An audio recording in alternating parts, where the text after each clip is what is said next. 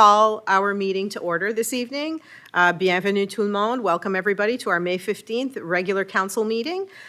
We don't have any regrets this evening. Number 2 on the agenda is the invitation to stand and move at any time you feel the need to get up and move around. That is always there. You have the right to get up and move around. Number 3, the approval of the agenda. Are there any additions to the agenda this evening? Councillor Boudreau.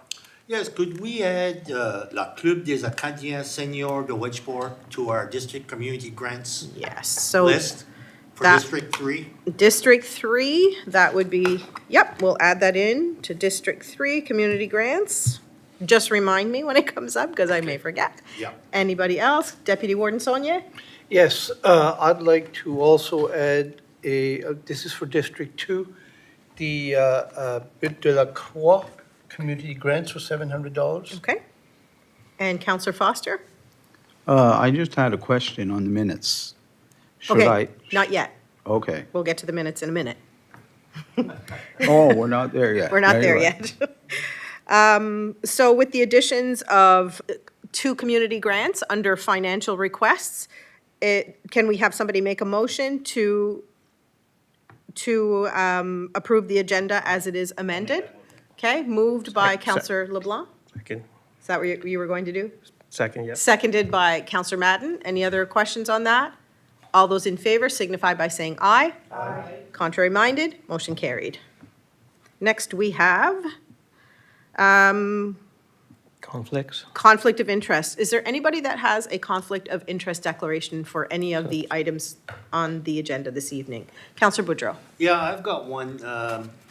Again, district community grants, District 3. Wedgeport Acadian Heritage Society, I'm a member of the committee, Okay. so I can't vote on that. Okay. So when we make a decision on that one, what we'll do is we'll save that one for last. Okay. We'll get you to leave. We'll have somebody else make the motion for you. Awesome, thank you. Okay? Councillor Madden? Yes, I had conflicts also with 3 of my Okay. grants, so I will, We'll do the same. yeah, thank Okay? you. Councillor Digdon? Thank you. Just wondering though, if there are actual conflicts, because there's going to be no monetary gain or no gain, it's just going to a club. And I'm just wondering, it's kind of saying, well, if you're part of that club, you shouldn't be, you know. I think it could be perceived, so, for example, I was part of the Belleville and Friends Community Group, because I helped get their sign put up in the community, and afterwards, once that work was done, I took myself out of the committee, because I said, I felt like it was a conflict for me to be in that committee, because if somebody was requesting money for them, they were requesting it from me, and I was a member in that committee. And it didn't feel quite right. It didn't necessarily mean it was coming to me, but it was coming to a community group that I was a part of. So I felt like, I ended up removing myself from the committee itself, but I can understand why you both may feel like you could be in a conflict. I think if I were in your shoes, I would have done the same thing.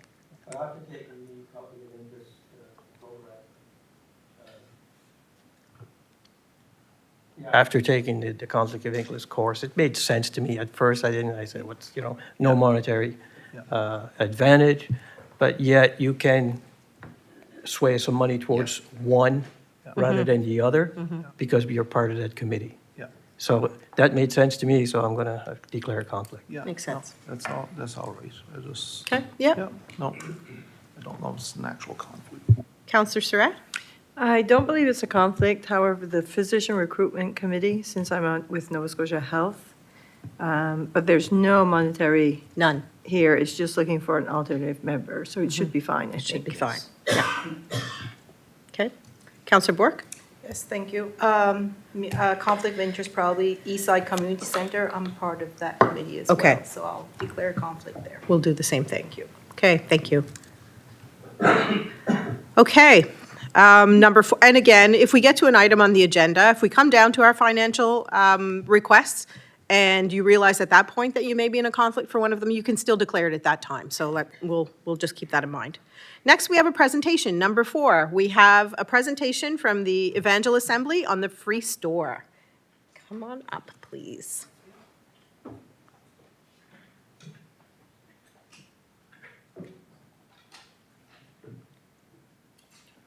Yeah.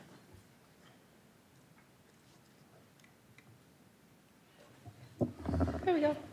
Anytime you're ready. Well, thank you so much for allowing us to come tonight to make this presentation. My name is Reverend Cynthia Dunnett, and I am the Care and Connection Pastor at Evangel Assembly. And what we are going to be talking about tonight is our free store, and just giving you some idea of what we're doing with that. Nope. Oh, Oh, they couldn't see you. well, you were lucky then. So I just have 5 different sections tonight that I'm going to talk about, and we're going to start out, first of all, with the history of the free store. And for the Congregation of Evangel Assembly, food security became a recognized need during COVID. And there were opportunities to supply food through grants, and the church, starting in 2020, packed grocery boxes for distribution in the south end of Yarmouth Town. In 2021, I was hired to, in part, oversee meeting some of the need for food security.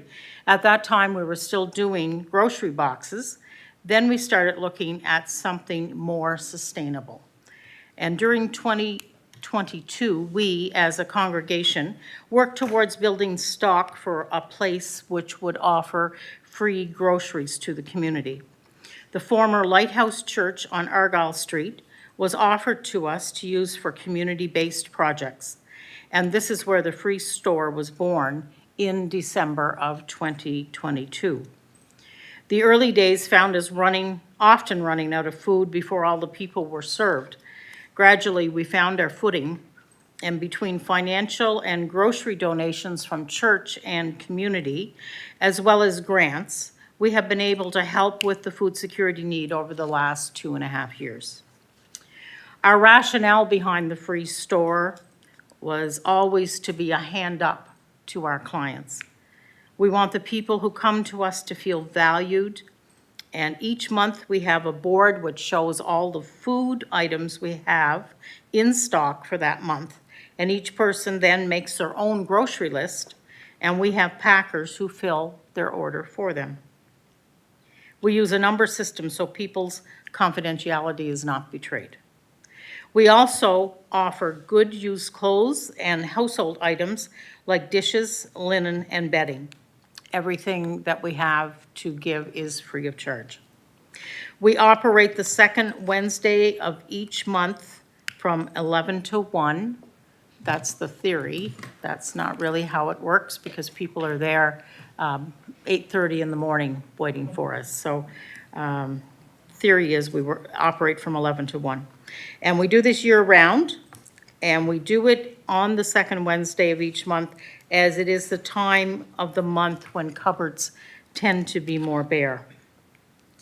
The people who work in our store are senior citizens, except for one. We have a hostess at the door, a registrar, 3 packers for the non-perishable goods, 3 packers for the perishable section, a statistician, and 3 shoppers to buy groceries during the month. And tonight we have 2 of our team with us, and glad to have Pat and Kathy. Pat is the registrar, and Kathy is the hostess with the mostest. And she keeps things organized at the door as people come in. So, moving on to statistics. This month we received, and this is fresh because we just had our store yesterday. This month we received 62 requests serving a total of 160 people, which were made up of 74% adults and 26% of them were children. Of the 62 requests, 21 or 34% were from single adult families. On a year-to-date basis, we have filled 291 requests, serving a total of 807 people. 68% were adults and 32% were children. Of the 291 requests, 86 or 30% were from single adult families. And so our ratio seems to stay pretty much the same month in and month out. From January to April, the cost per request was $35. And so that multiplied by the number of requests we have. When we started, we were primarily serving the south end of Yarmouth. And then people started coming from the town, further afield, then the Municipality of Yarmouth, and now we have residents of the Municipality of Argyle coming to see us as well. This month, 11% of our clients were from your municipality. As far as collaboration goes, we are working together with agencies both in Yarmouth and provincially. We are supportive of the Collective Food Network through Parents Place.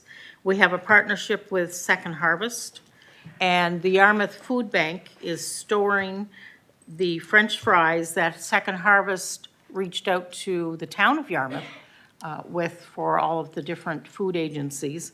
And so the food bank is storing that for all of us. And depending on the month and our supplies, we have taken groceries to South Pantry, Shift, and Aiden's Place, and to collaborate with them. My conclusion tonight is thank you for the opportunity of sharing our vision with you. We're thankful to be of service to your residents, and any help you can give us to continue our work is very much appreciated. I finish with a story. We have been helping one particular family for a year and a half since their situation came to our attention. Yesterday was the day they told me we could help another family now, as they were in a better place, both physically and financially. This is a good story, good news story of a hand up. And so, really glad for that and for those people. So, do you have any questions for me? Thank you. Thank you for the presentation, and thank you for the work that you're doing for all of the residents, not just the ones here.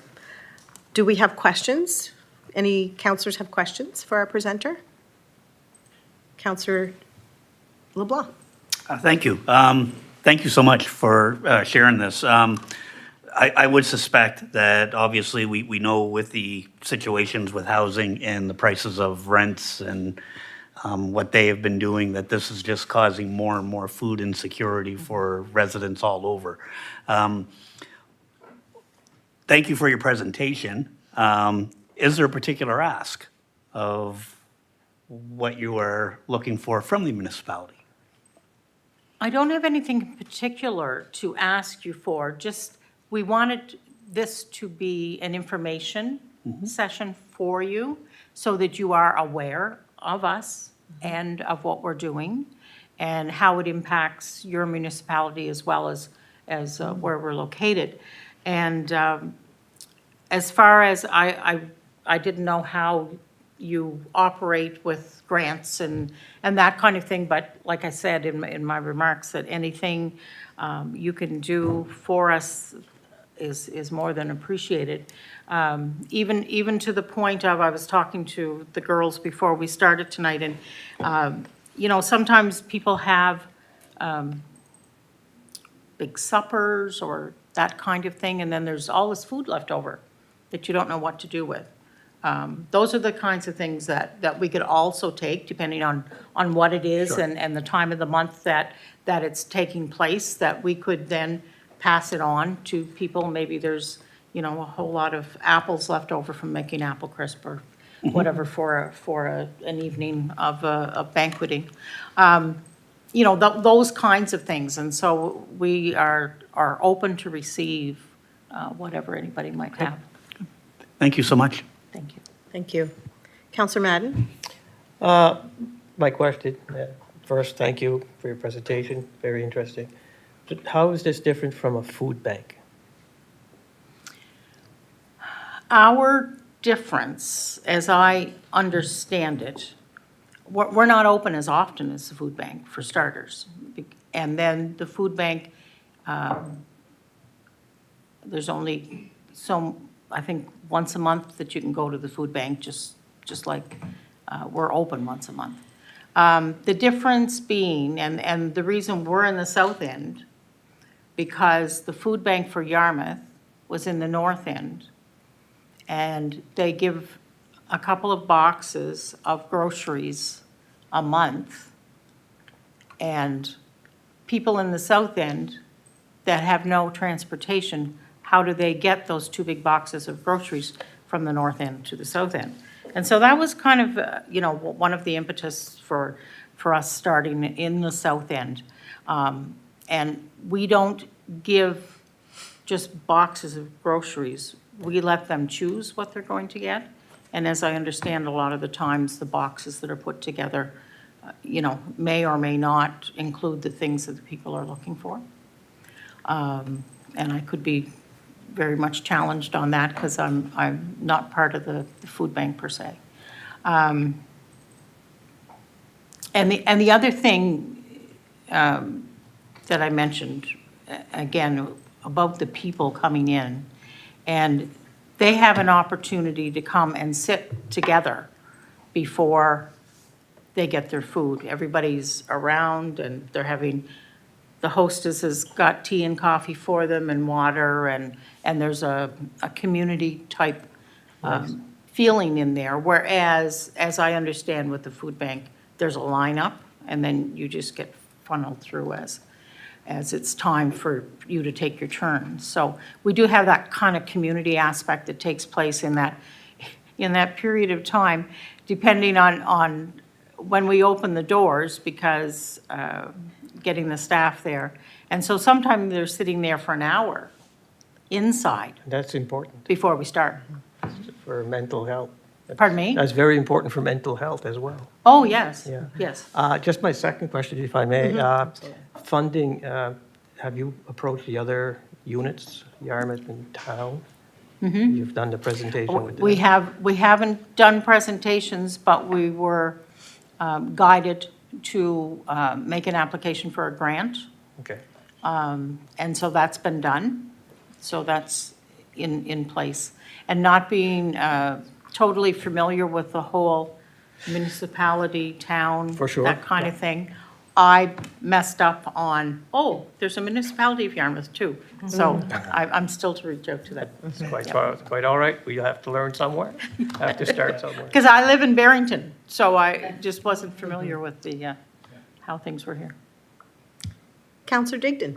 Thank you very much. Very nice presentation, thank you. Just wondering if a person was to put on my Facebook page, wanted dishes and linen and bedding, that if I was to be able to get it into you, would you be willing to take it? Oh, yes. Okay, yeah, Yeah, yeah, yes. okay, good to know. We had several bags that were put together by a family that were moving. And when people came in yesterday, all those bags were gone but one. Like it rotates Yeah. fairly well. Sometimes the clothing gets a little slow, but household goods seem to work well. Chances are we'll be tough. Great, Thank thank you. you. Good. Deputy Warden Sonia. Thank you. Thank you for your presentation, and thank you to your volunteers. It's always good to see volunteers. My question is the percentage, 11% from Argyle. Is that a growing number, or is just a recent number? And do you have, from what I understand, you haven't approached the municipality of Yarmouth yet? Yeah, not yet, no. So do you suspect they're using your services as well? Oh, definitely. It would be nice Definitely. to see what their percentage is. Yep. But is it growing, do you know? It has grown in, I would say, the last year because of the people that are coming to us. It's getting further afield, like we're actually having people from Argyle come, where before it would be like, if I get my places right, Surratt's Island, that area. So now it seems to be reaching out more. And it depends too on the time of year. And we had some people that were living rough in the municipality that were dependent on getting drives to come into the free store. And so I've noticed that they haven't been around lately, so I'm not sure what their circumstance, how that's changed. So if I may, where do you get your funding? The funding comes from financial donations from people in our church and in the community, from groceries that are brought to the church from the congregation, and also there are people in the community that will, from time to time, drop some groceries by. Other agencies who have leftover food will drop it by. And then a big part of what we can do comes because of grants that we're able to write for and have it come in, like it makes, so, like I said, tonight was $35 a person per request. Then that adds up each time, so lets you know what kind of money is going out. Thank you. You're welcome. Are there any other questions for our presenter tonight?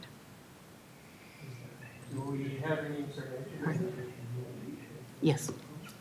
I think that's what Glenn is asking. Yep. Okay. Okay. Okay, so Chantal has information that she will share with us. Thank you for your presentation. Thank you for coming in this evening. We appreciate you taking the time, and thanks for everything you're doing for the people in this community and others. We appreciate it. Okay, well, thank you very much. Thank you. Thank you for the opportunity and for the things that you have said that spur things in my mind for going forward. I have a handout that has to do with the free store, so.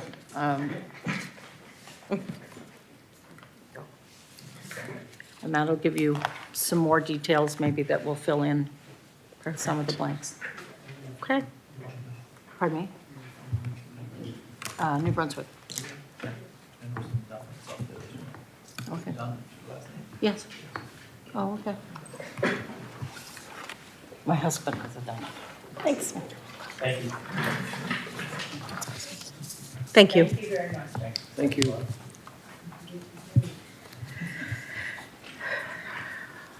Okay.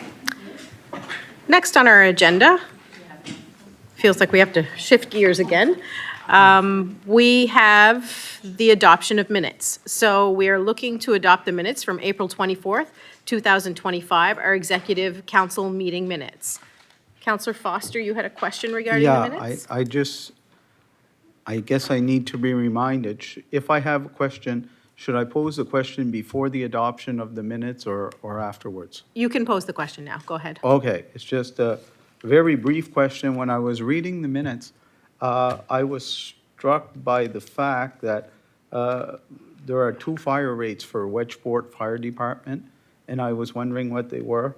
There's one of them we're on year 3 of 6, which is 7 cents, and the second one is for 2 years out of 2 at 9 cents. And I was wondering what both rates were for. Okay, go ahead. I'm looking for that. I have the answer. Okay, go ahead. The answer to your observation is on the bottom of page 4 of 10, moved by Councillor Glenn Digdon, seconded by Councillor Surratt, that council approve the area rate set by the Wedgeport Fire Department. That should say West Pubnico Fire Department. Okay. So it's an error in the motion. It looks like it was copied from the previous motion. The 7 cents is absolutely the Wedgeport Fire Department, and I was here, and I know that is in fact the motion that was made. Okay. It was for West Pubnico, as indicated, very strong evidence that Councillor Glenn Digdon and Councillor Surratt would make the motion for West Pubnico. So that is an error, and that will have to be amended for the final minutes. I did not realize that at all. No, it's a good pickup. It's the question that occurred to me. I couldn't figure out why. Should only be one, so it's an excellent pickup. Thank you, sir. 9 cents. The 9 cents refers to West Pubnico, so the cents are correct, as well as the cents of the Wedgeport in the prior motion. just a simple correction where it says Wedgeport Fire, it should say West Pubnico on that last motion. Okay. Okay. And the next one is a comment. I found it was an excellent summary of the discussion on the ADA.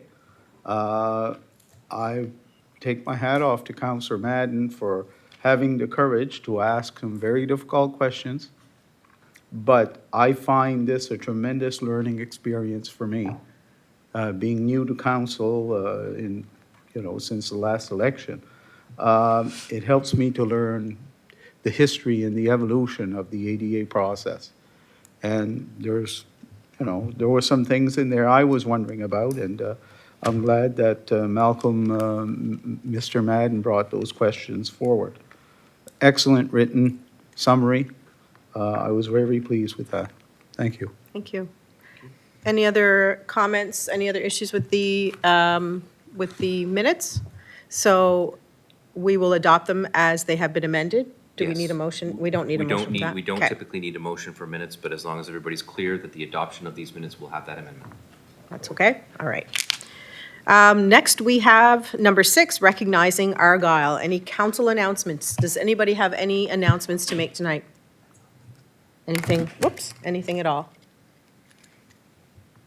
Councillor Digdon? Thank you very much.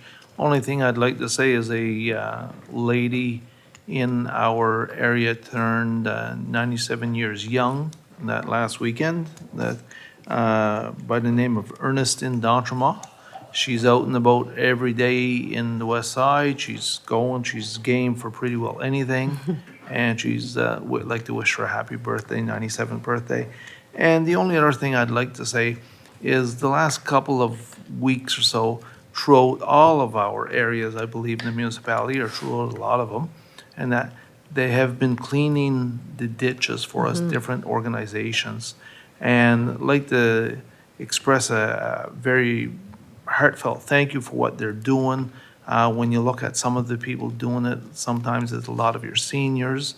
And what I would also say, like from the heart, is please don't throw your litter outside. There's no need of it. Some of the places I've went by that they've cleaned out the ditches, and you go by there 3 days later and there's litter in a lot of these ditches again. There's no need of it. We have a great collection system around here. And please take it home, throw it in your own garbage or whatever, but don't throw it out on the sides of the road or in your community. Thank you. Thank you. Deputy Warden Sonia? Thank you. I'd like to reach out and say a huge thank you to ground search and rescue teams that came from all over Southwest Nova Scotia here to search for evidence of Zach Lefebvre and the RCMP. It was a job. It took 2 days, a lot of work, a lot of volunteers, and a lot of supportive people behind this. So thank you to all the ground search and rescue teams and the supportive staff. Thank you. Thank you. If there's nobody else, I just want to mention today I had a really fun experience of going to Plymouth School, where I presented, kind of like Councillor Bork has done at Paraba, where I presented what a municipal councillor does for students in grade 3, 4, and 5. So all the 3, 4s, and 5s I did 3 different presentations today. They had some really good questions. They were engaged, they were interested. It was nice to see. We often talk about adults who have done things in our community, but they even asked, can we watch the meetings? So some of them may be watching tonight.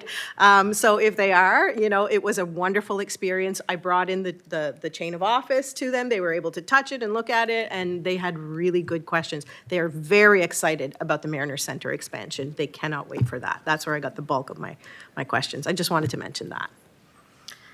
Okay, next we have number 7 is the warden's report. So attached is the report of the different committees, meetings, things that have been keeping me busy for the last little bit.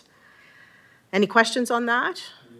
Yes, Questions? absolutely. I am absolutely terrible with, what do you call that? Acronyms? Yes, Okay. that's the word I was looking for.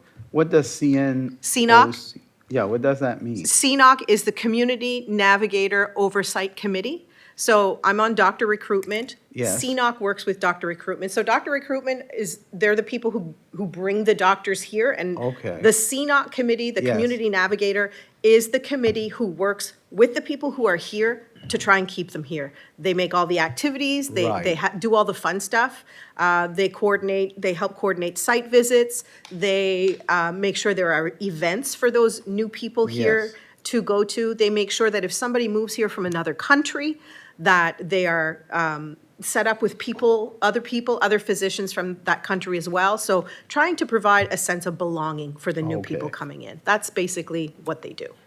Very good. And I just had a couple other very brief questions. Definitely. April 23rd, 25th, a meeting to discuss potential new project. We had that conversation Oh, before this, that okay. in camera. Very good. That never occurred to me. Sorry. That's okay. And next, REMO. REMO is Regional Emergency Measures Organization. Okay. So when we're talking floods, when we're talking That's hurricanes, right. that kind of, I yeah. know what EMO is, but. It's regional now. Right. That's why. Thank you. No Thank you, Warden Albright. Okay, any other questions? Okay.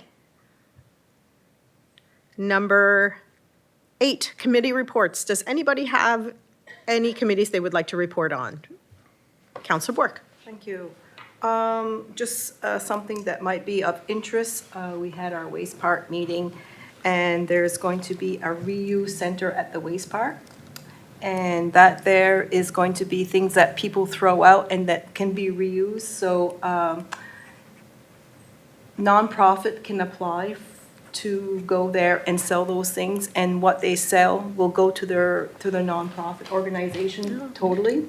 So there's going to be an announcement probably in beginning of June, and they're hoping to set up probably by the middle of June. So we're saying June. So probably just wait and watch to see for the announcement. So I think it's a good opportunity for nonprofit. So and the nonprofits are going to be the ones probably deciding how they're going to put a price tag on something, or they'll be deciding that. So I'm just going to put out there, anybody that wants to go to the waste park and sell reuse things. So there's a lot of things that are probably thrown out that are really good. Yeah. Absolutely. Yeah, that's all I have to Okay, say. thank you. Counselor LeBlanc. Thank you. Just in regards to the Yarmouth Airport, wanted to let everybody know that the task force committee is back up and running again, and they do have some additional new members on there. We're also in the process of looking at having a joint meeting with all 3 municipal councils, as well as the MLAs, to give a full overview of what has been taking place and what is the approach going forward with the airport. So please watch for that. That will be coming out. We were hoping to have that maybe at some point in June, but if it's not logistically possible to do that, the summer's probably out of the question. We're probably looking at September for that to happen. Other than that, in regards to the Mariner Center, just give an update. We are in the final process of hiring an aquatics manager. That process has been lengthy. We've gone through the interview process. I will indicate that I, along with 2 other individuals, did the interviews through that process, and we had a complete full scoring system. We had several candidates, and we had some definitely some great applications, and we think that we have found the right person. In fact, I'm sure we have found the right person for that.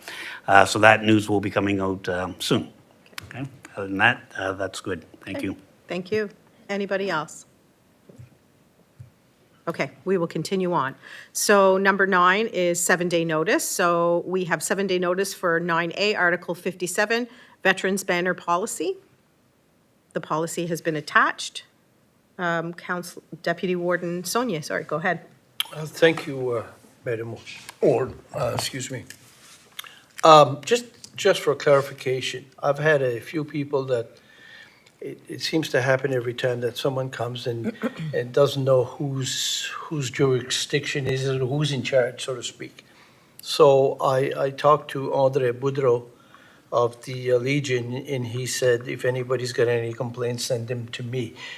We are we are partners, tell me if I'm wrong here, we are partners with these, with the Legion, but they are in charge, am I correct? And I'm sure that Councillor Digdon will have a thing or two to say about this as well. I think it's been a joint effort all the way along. I think that what this policy was requested by myself to happen because we're at year 3. And by saying that means that many of the initial people that got on as participants on this display have now come to an end. So now we're opening the applications again. So the short story long is that the application forms will go to the appropriate legions. So the original application is handled by the appropriate legions. Councillor Digdon is one of the 2 gentlemen that will be handling that. And if those applications fit the criteria that the Legion has set out and it's also repeated here in policy, it then becomes our responsibility to begin the process of ordering, et cetera. So joint effort, the fees are coming to us directly. I think when we first started this, the Legion had more of an in-between role. And they were responsible for the banners, and we had put up the brackets, right? So now the brackets are up, and now we are now taking over the administration of the applications once they're vetted by the legions themselves. Okay. So this policy, though the application form is not attached on the back of this one, you will have the final application form, as well as some minor amendments that we're gonna do here that we have seen that aren't major, that won't change the 7-day notice, but you may have more coming in this discussion. So shorter answer long, Legion to start and we to finish. Right. I just wanted clarification. Yeah. That's all. Thank you. Thank you. Councillor Digdon? Thank you, and just to reiterate, I guess, what our CAO said, we looked at it back, actually, at first, I guess, it was being done in other areas, and when Charlene LeBlanc worked here, and that her and I sat down one day and said, well, if it's being done in other areas, we have lots of vets, why can't we look at doing it here? So I approached the Legion and approached the Legion also in Wedgeport, and that's how it started. As far as being who's in charge, and it's not so much in charge, we try and work together, and that between the municipality and the Legions. And now that we have guidelines to follow, it makes it that much easier, I feel, as though, because it's either the guidelines are quite they're well put together, and it's either going to be okay, you're eligible or you're not. So, and I think it's great. I think it's going to work well again. It's almost working to the point now where it's almost worked too good for a while, because we're wondering if we're going to have to have what we call a lottery to pick out names and that as to whose banners can be put up. And we may come up with that again this year as far as having the lottery. We don't know until we get all the numbers in, but it's worked well. I was talking to a lot of families today, and that of the first banners that came out, and they're very thankful to the Legions and to the municipality for what they've done. And so it's a great project, I think. Thank you. Thank you. Councillor Madden? Just for clarification, a lot of information here, so I have a couple of constituents that are asking me these questions, and so the application is through the Legion? Yes. So they have to go to a Legion, or is it online? No, it's, if I may, Yes, through you. absolutely. Go and ahead. so it's going to be online. It's going to be on the municipality website. It's also going to be, and that on my Facebook site, and municipality's Facebook site, and Andre Boudreau's Facebook site, if it's approved. And so what we do is Mr. Boudreau takes care of districts 1 to 5, and I take care of districts 6, 7, 8, and 9. So if Councillor Bork and that are Councillor LeBlanc, and that they just say, okay, get a hold of Glenn and that, or wherever the case may be. It could be Councillor Boudreau if they're on the other side, and, or no, Mr. Boudreau, not Councillor Boudreau, and they will set you up with an application.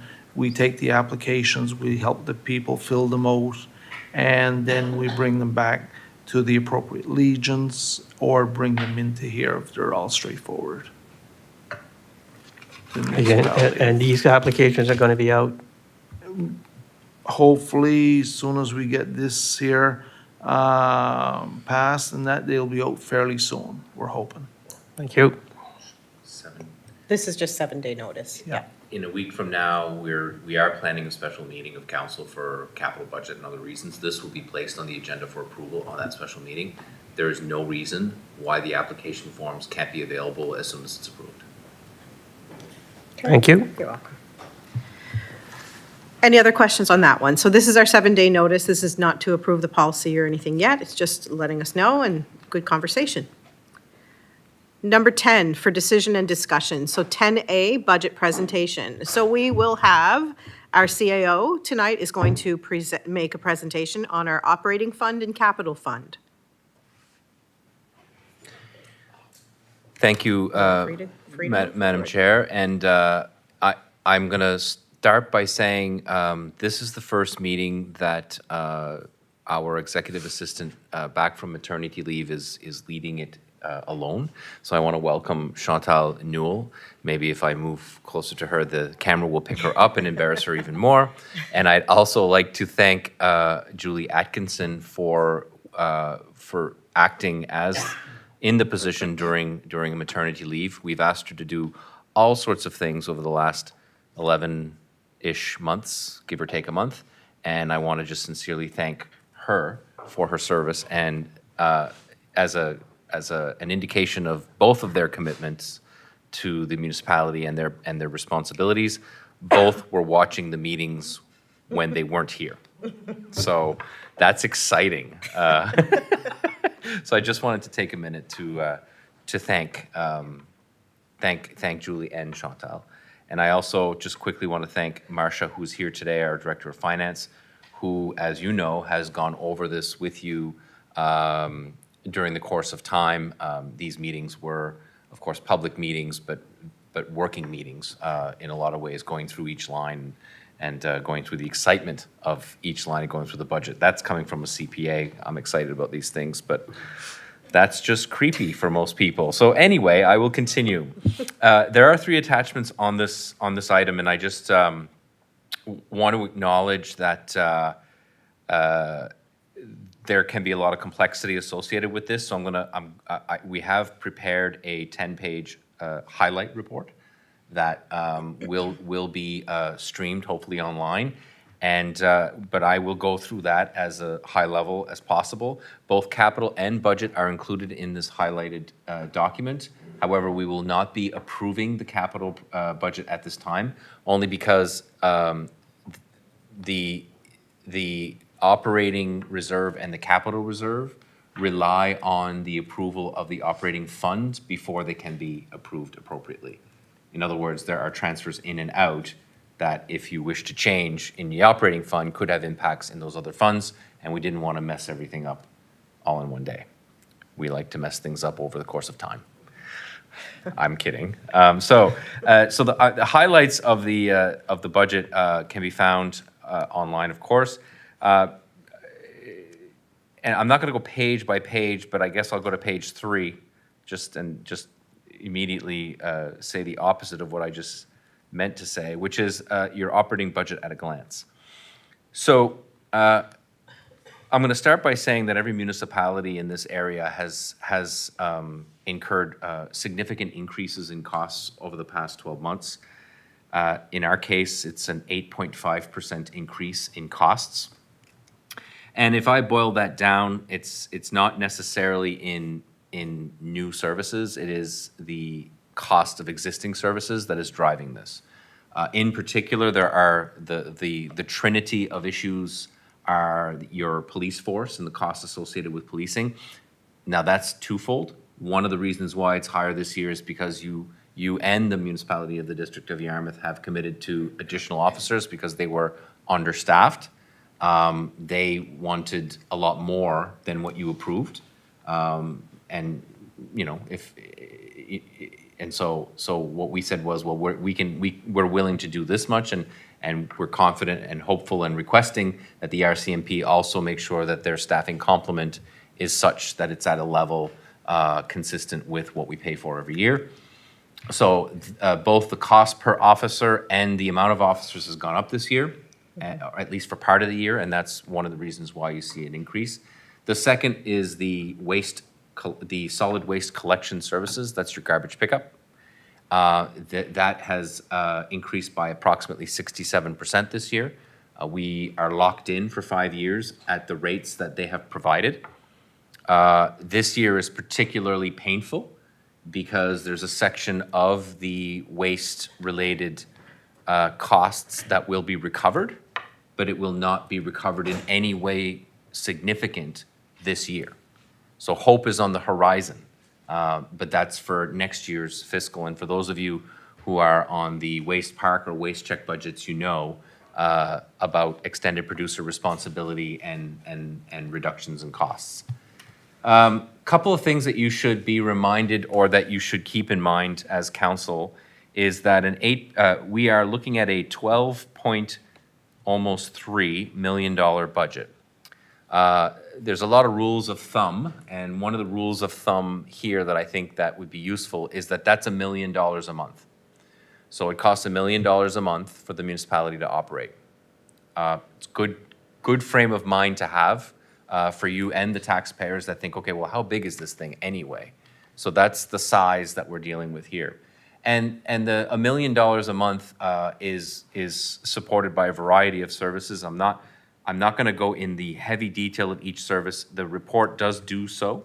It does go through each of these. Very quickly, policing and garbage we already talked about, but very quickly there are others. There's administration, there's environmental development services, education, recreation, etc. Libraries. There's a lot of services here, all of which you have gone through in previous meetings, and all of which we will be putting up online for people to see and ask questions about. So we're not going to go in the details of each of these lines expenditure-wise, because I think they're mostly inclusive. I wouldn't say intuitive. Some of them there may be questions that come out of that, but it just shows where our money is going. When we talk about expenses, I want to mention that when we talk expenses, it's important for us to distinguish between what we consider to be a mandatory expense and a discretionary or optional expense. Now, optional, I use that word as a loosely, shall I say, because just because it isn't forced upon us doesn't mean that we shouldn't do it or have little choice but to do it. Okay, so for instance, I might say that taxation collection is an optional expense, but we have to collect taxes.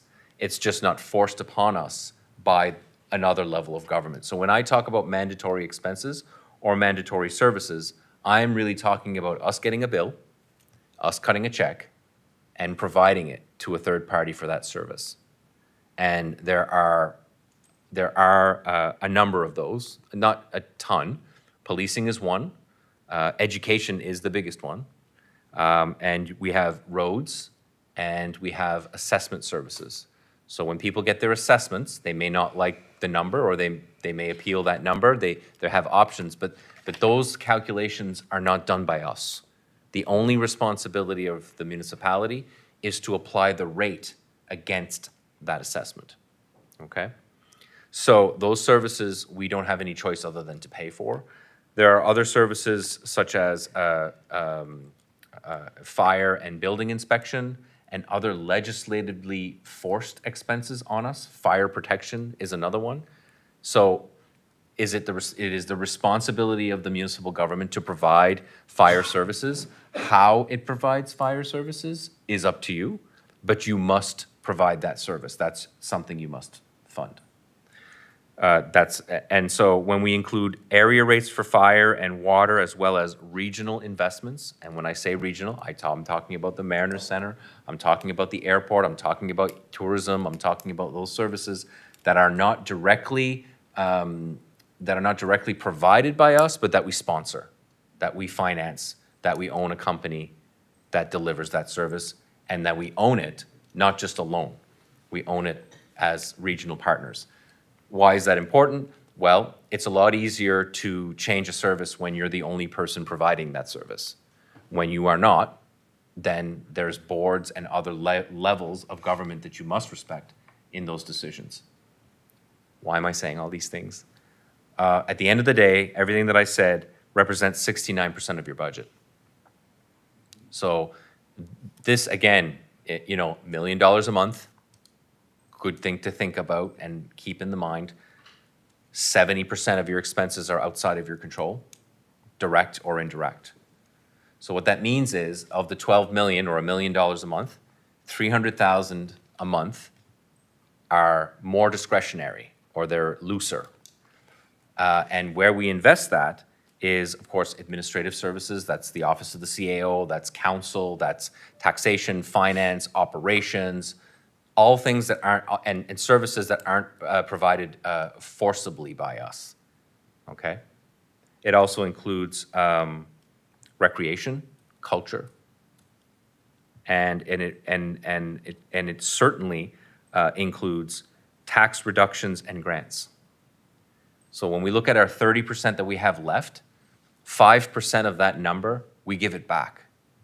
We give it back to exempt commercial organizations, clubs.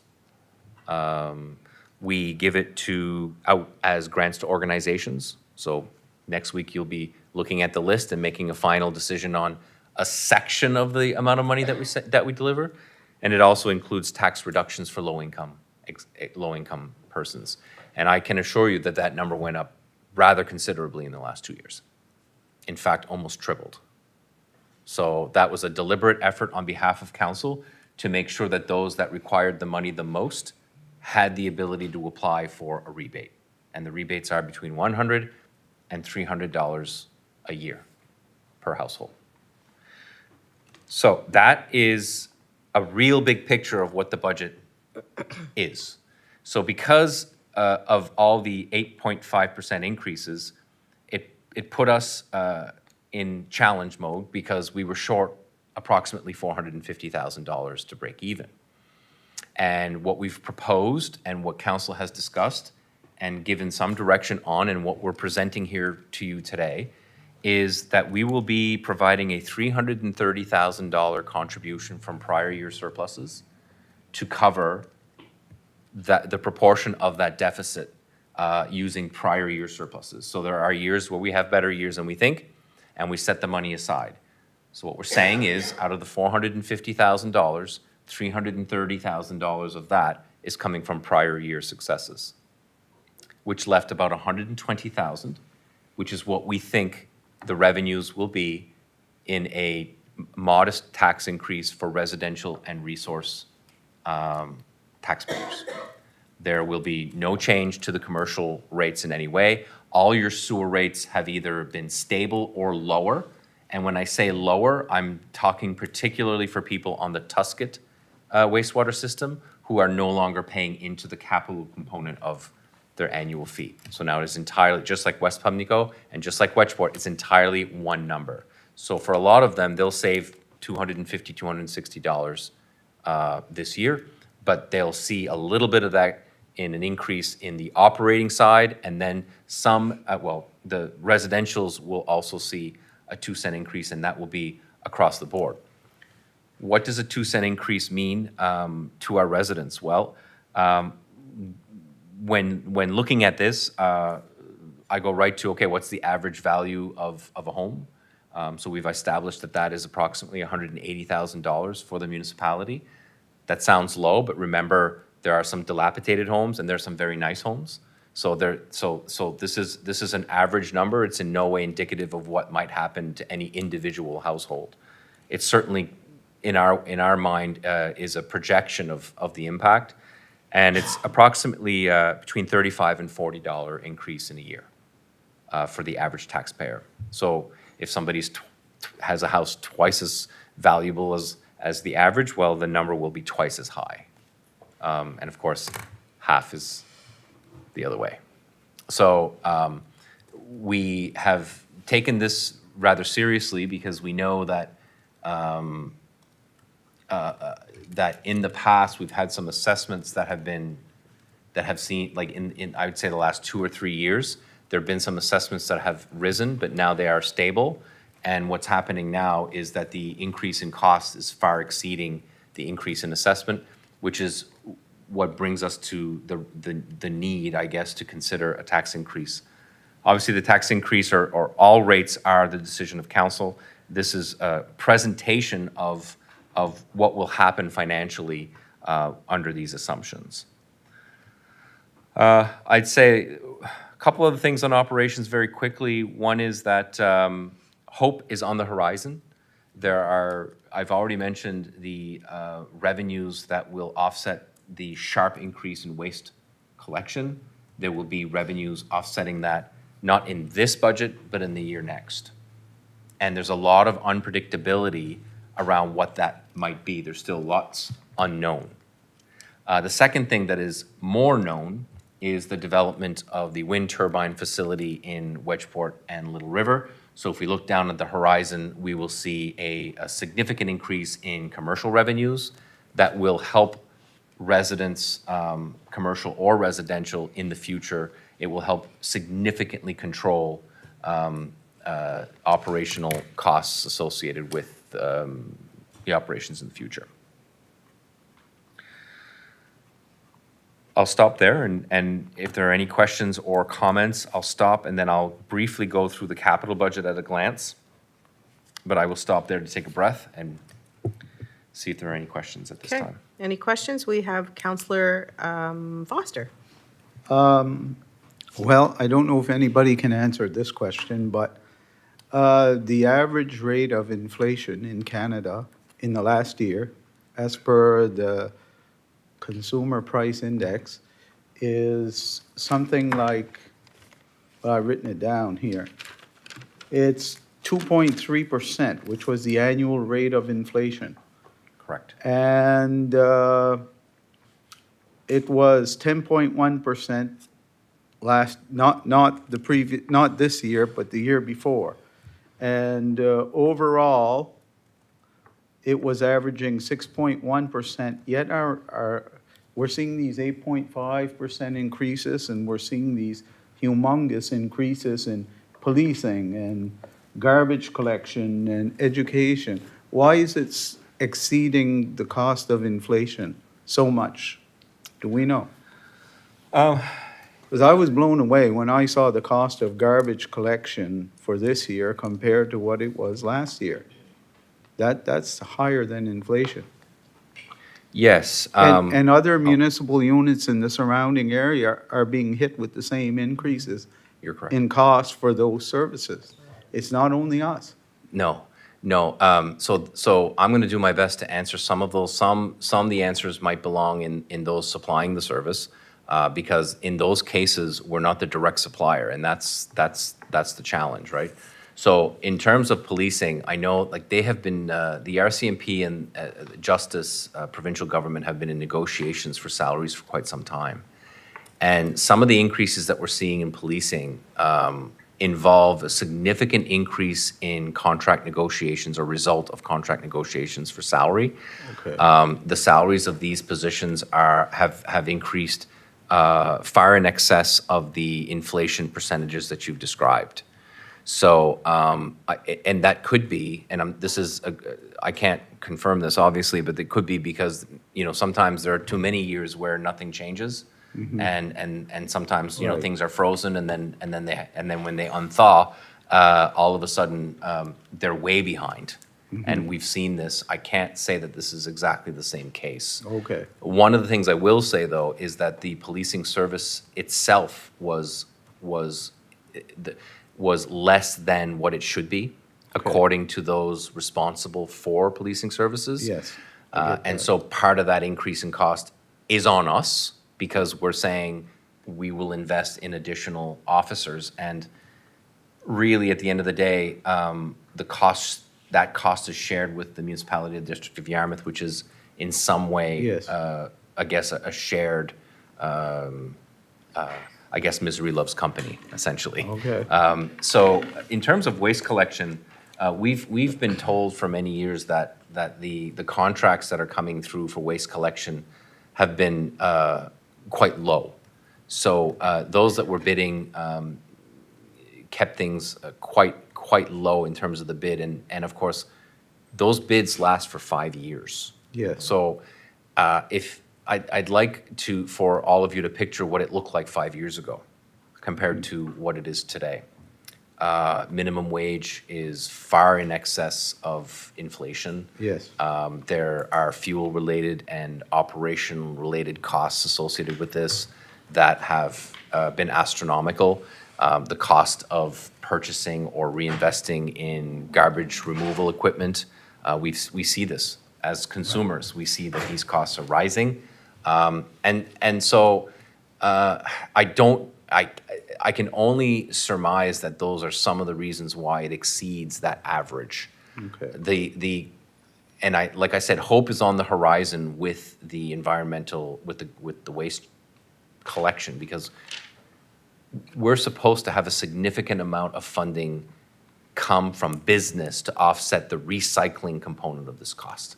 Right. So what we might see in the end is that in 2 years' time, that cost be comparable to what it was last year.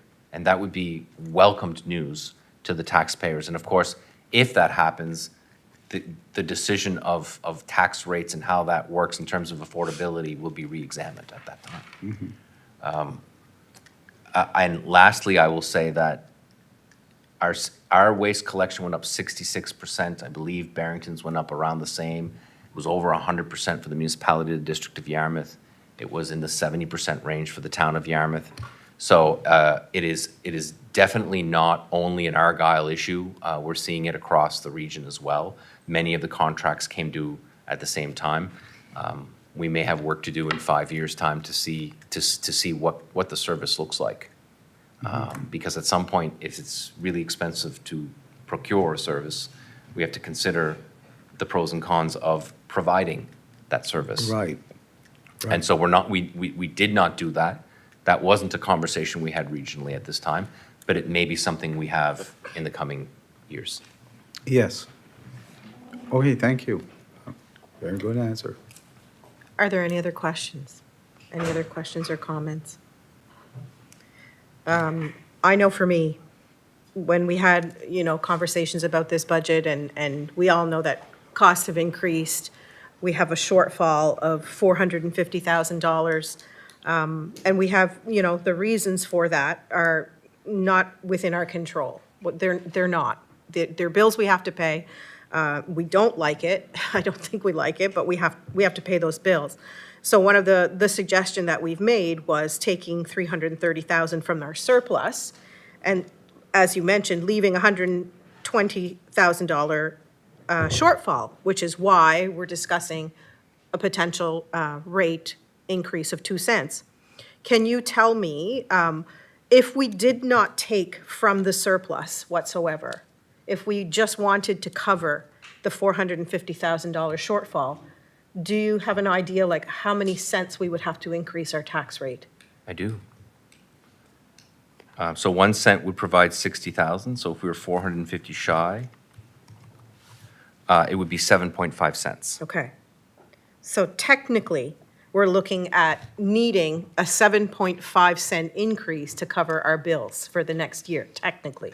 Yes, I will say that is correct, but I will also say that includes transfers to the capital fund. Okay. So those are decisions that council has made Right. that they don't want to not put money aside for the future. Yes. So in saying that, that's the rate. Okay. If you wanted to put less aside or zero aside, that number could change. Right. It would obviously go down, Yes. right? The other thing that we discussed is, how feasible is it for us to continue to take from our reserves? We had a conversation around that, and we're worried about if we continue to have these shortfalls. We are very hopeful for the windmills. We are very hopeful that EPR will bring some revenue back in. These decisions are really hard to make, because we all are facing increases, all our residents are facing increases, and we all know that, and how many presentations have we had on food insecurity, and we hear it, and then we have our budget, and then we see a shortfall of 450,000, and it's scary for all of us. So I guess part of the conversation is just trying to mitigate the best solution possible, trying to make it manageable so that we're not spending all of our reserves for years and years and years, putting us in a real financial mess, but looking for a balance here of using some of our reserves with a modest tax increase. So as hard as it is to do, I think when you say, 7.5 cents would pay off that debt, we don't want to do that. We know we don't want to do that. So we're trying to, I guess we're trying to come up with the best solution possible. So I just wanted to kind of make sure that the public knows we are trying to do the best that we can for the residents that we have, and we know that people are in difficult situations. That's just kind of what I wanted to say. Any other comments or questions before we let him continue? Okay, go ahead. Thank you. And of course, if there's questions after that come to mind, let me know. Madam Chair, on page 8 of the report, there's a capital budget at a glance. So again, we're not asking for this to be approved, and in many cases, these projects are happening or will happen, right? So I think it's important to understand the capital investments in our community or around our community. We expect a $5.9 million capital budget, of which 2.6 million of that will be from your capital reserves. And the biggest reason for that large number is that you will be making the first of 2 payments on the Mariner Center expansion project, which is a $42 million project. So on the $42 million project, you'll be putting in 1.5 million next year, and most likely the same amount in the year thereafter. Whether that's borrowed or whether that comes from reserves, that's yet to be determined. So that's your number one project. Your other projects of note include the Business Park wastewater project. We are looking at improvements in the Business Park for wastewater in order to bring that system up to standard. That is a funded project with the provincial government. The East Pubnico water tank refurbishment is weeks away from actually being completed. That will be completed and within budget. 1.17 million is the estimated amount this year. I'm going to go quicker now. Tuscot wastewater treatment, that is to improve the treatment plant facility on Courthouse Road so that it can expand. There can be additional connections to that. Married to that project is the J.E. Hatfield Road extension, so that will allow lots to be sold for that type of development. That's happening as well at 700,000. There are some debt repayments here for the admin building. There is an overflow project for wastewater or sewer in West Pubnico that will be completed this year. There's a conditional possible project on adding solar panels to the administration building here, 180,000. That is pending application. No successful application, no project. And there is a provision for an investment in fire equipment this year. We don't know what that looks like totally, but we have set aside money to anticipate that there will be some regional type assets that will have to be procured, and that wouldn't be fair to any one fire department to do. And then there are other projects to roll out the 5.9 million. We have almost, let me see now, was it 3.9 million, I think, in funding other than our own, supporting these projects. So this is the largest capital budget that I've been a part of, probably ever, because 20 years ago things were a lot cheaper. But you can see the magnitude of the work that's happening here that is presented there as well. So those will be looked at for final approval next week, pending a potential approval as is or amended of the operating budget as presented. So that's the extent of my presentation to you. You will see the second attachment will have a three-pager. It just gives the budget in more detail. You want a little bit more detail, you can find it there. And I'm open to any other questions or comments, and our Director of Finance is here as well, who can answer potentially some more specific questions about an item or any other what-if scenarios you want to throw our way. Okay, we have a question from Councillor LeBlanc. Actually, it's more of just a statement. I just want to thank the CAO and also the Director of Finance and the team that worked diligently on putting this budget together. It's a lot of long hours that were put in and a lot of decisions that had to be made. So I just want to compliment them all for a great job. Thank you. Do we have any other questions or comments? Deputy Warden Sonia. Thank you, Warden. This is for Alain. Alain, you mentioned a number, $42 million for the expansion for the pool. That doesn't necessarily translate into more money for the municipality because there was a lot of fundraising here. Yes, that's a great question. So this project started at 30 million, for those of you who have been here since the beginning, and we may or may not have the chair of the MCEP sitting to my right and people that are watching's left. So it started at 30 million. And so what we basically thought was that we would get 20 million from the provincial and federal government and 10 million from municipal. So COVID happened and time and space happened. So long story short, it is now a $42 million awarded project. So that's different. A 30 million was what we used to request money from the federal government, but that's not an awarded price. The awarded price all in is 42 million. So that includes it includes 16 million, 15 million, 9 from the federal government, as well as 7 million from the provincial government, as well as over $9 million that has been raised by a fundraising group that just blew away any expectation around what this thing could be. So far. So far, right? And they haven't even issued individual releases for individuals to provide. This is mostly corporate support. I will say that before this project even was birthed, we had fundraising consultants tell us that a good rule of thumb was, what was it? It was 10% of the project, which would have been 3 million. So they're at 9.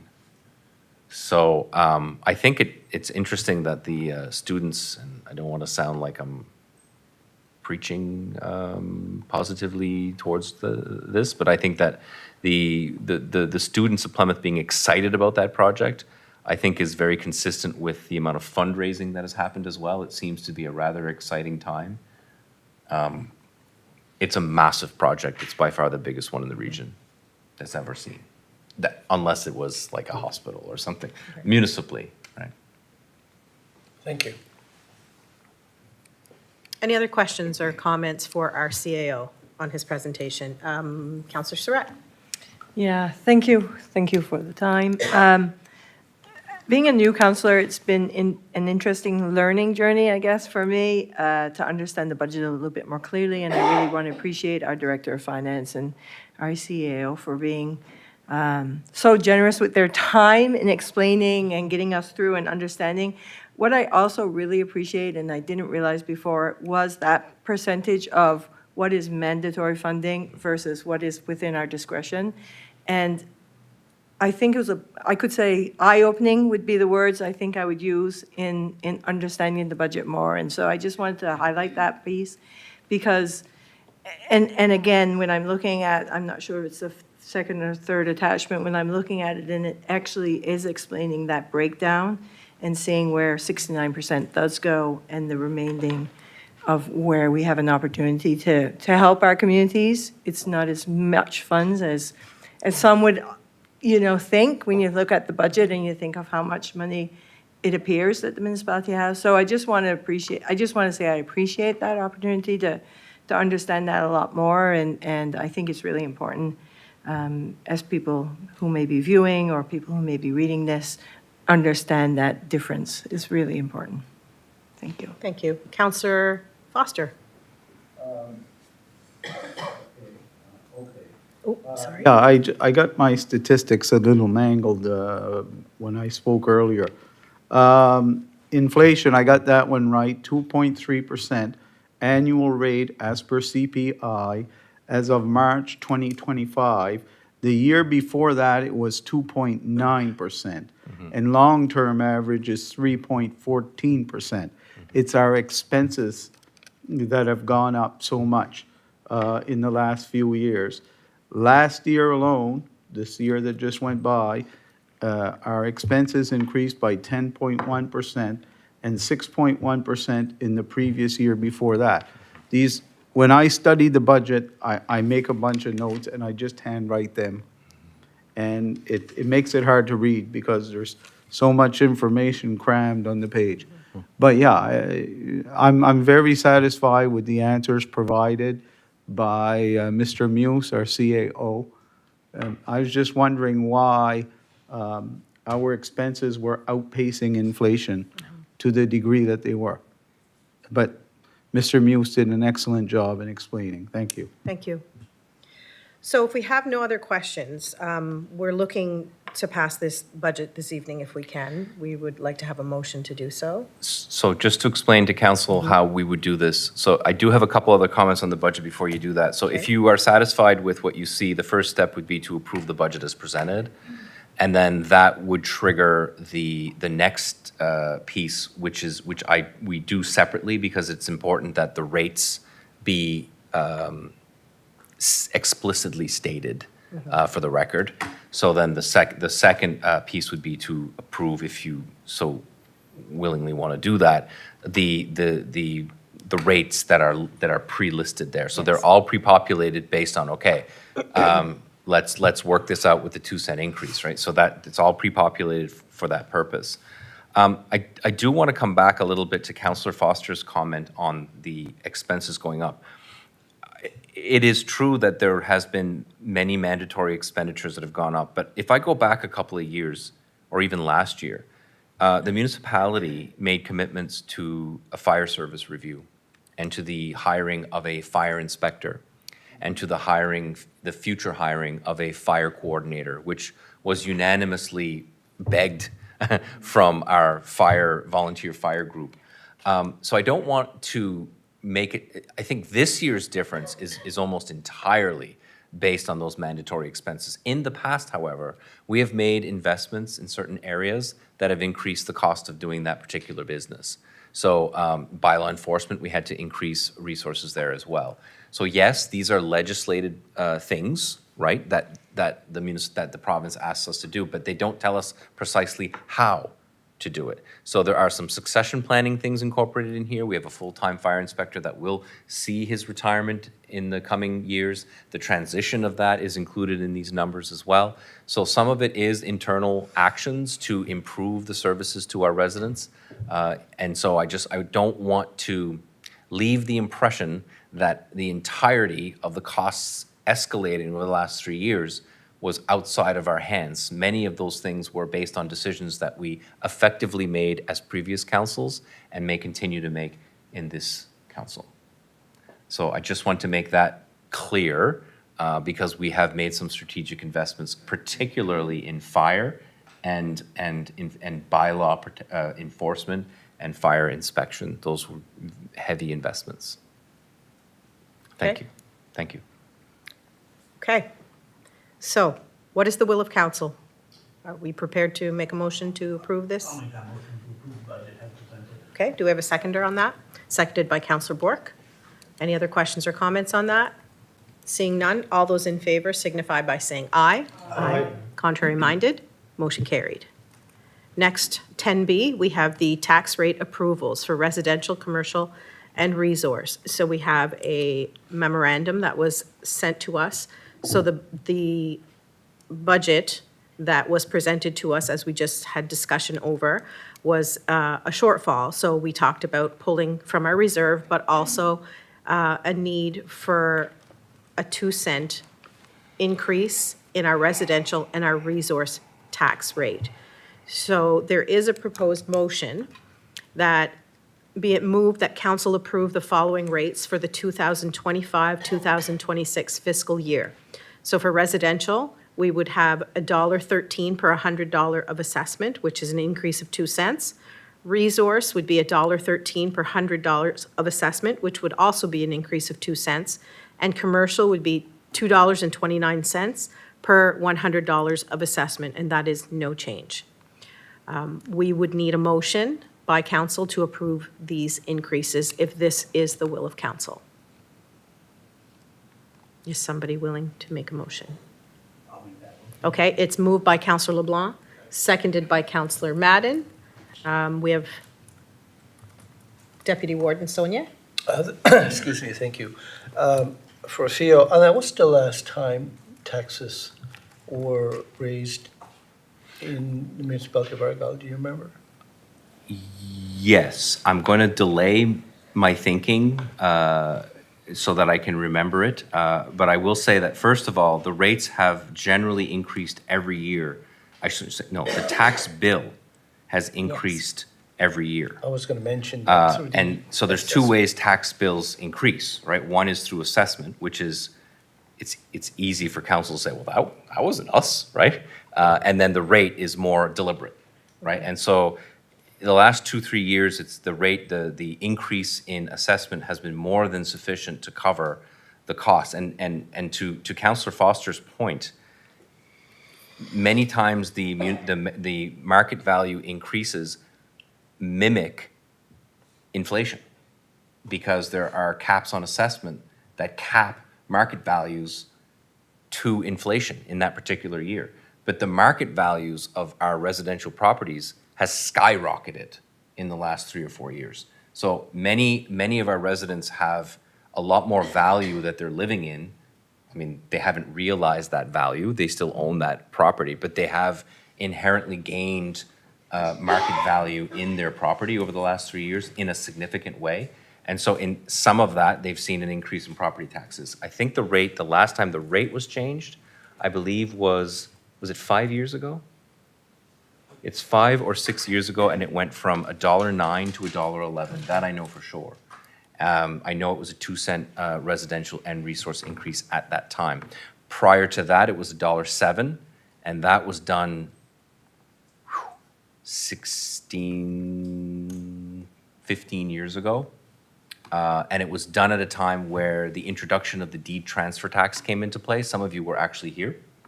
And when the deed transfer tax was implemented, it was going to generate a revenue it was going to generate a revenue, and then soon after that, that rate went down. I misspoke. The rate did go down in the year that the deed transfer tax went up.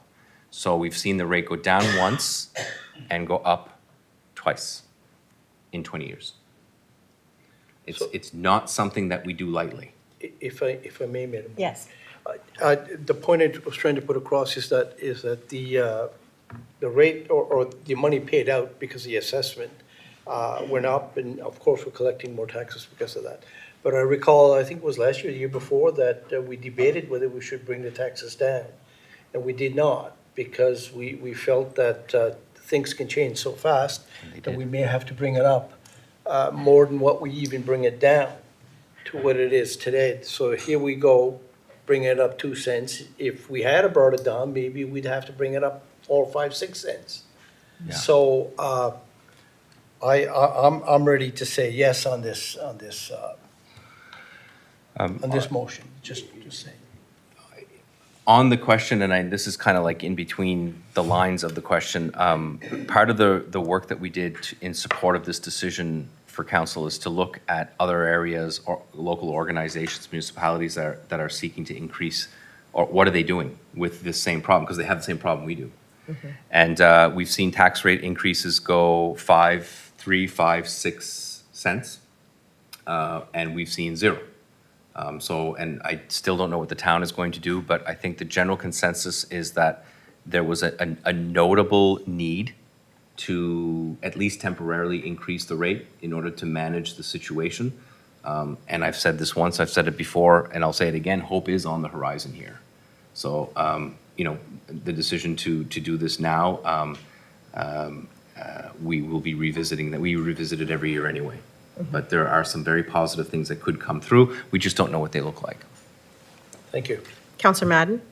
I believe CAO has answered one of my questions. I was wondering if the town and Municipality of Yarmouth had set their rates yet.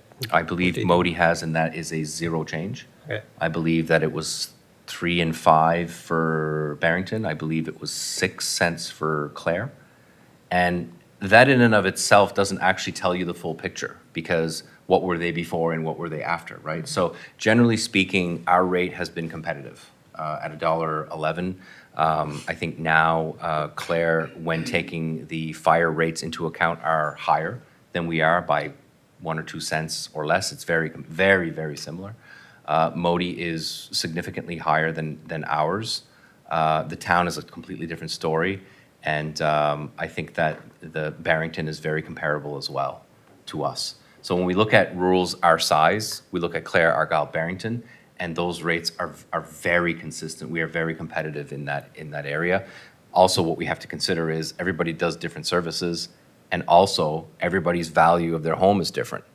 So when I look at Modi, if my house is in Modi on the water, it's going to go for more money than it does in Sluice Point, unfortunately for me.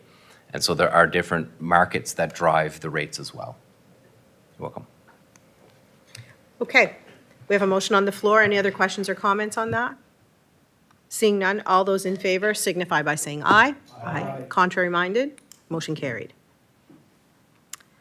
Next, 10C, temporary borrowing from the operating reserve. So this is something that we do every year. This year is a bit of a change, though. So tax bills will go out mid-May, and they're due the end of July. So kind of in between that phase, we just want to make sure that we have the cash flow that we need until, we get all the revenues in from taxation. So we tend to move over some money, just kind of to protect ourselves, to make sure the money is there. This year, we had an updated memorandum. I'm not sure if everybody got to see that today. So originally, it was a little over 600,000. We had to increase that because there is a potential Canada Post strike happening.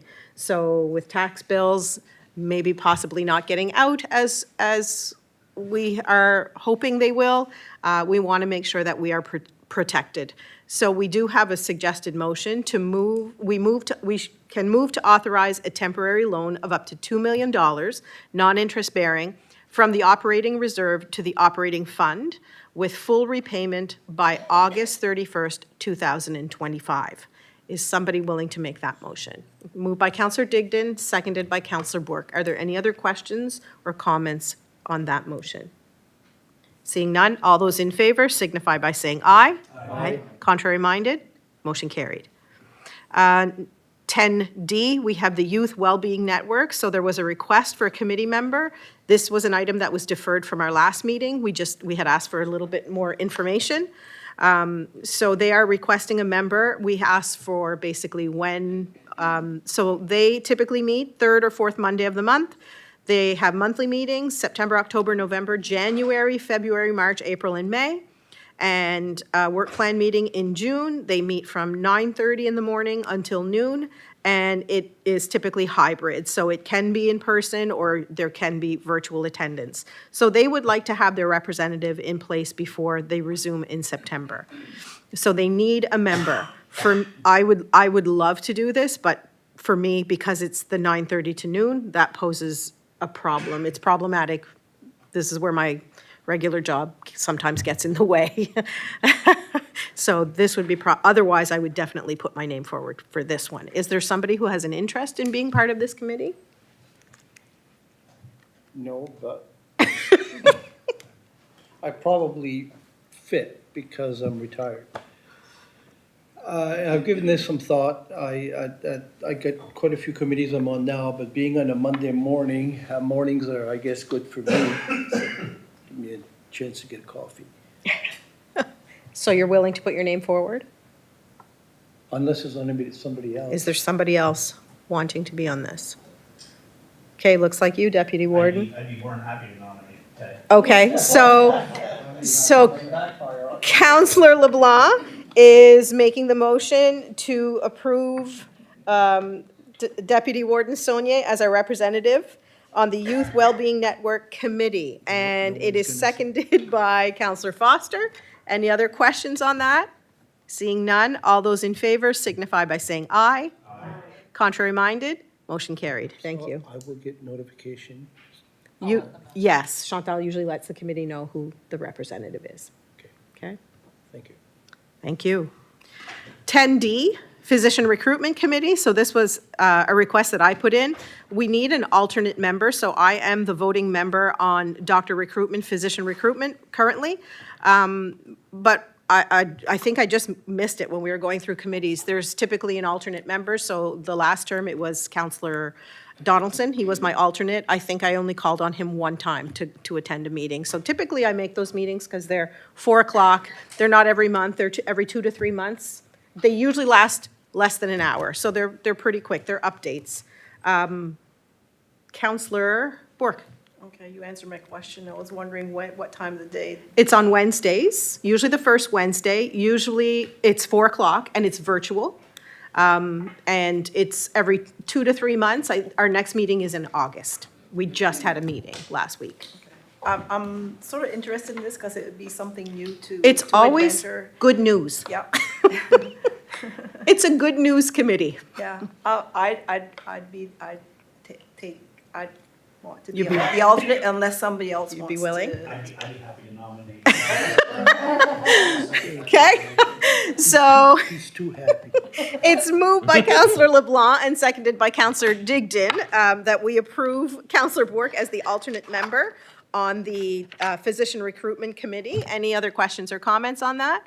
Seeing none, all those in favor signify by saying aye. Aye. Contrary minded, motion carried. Thank you.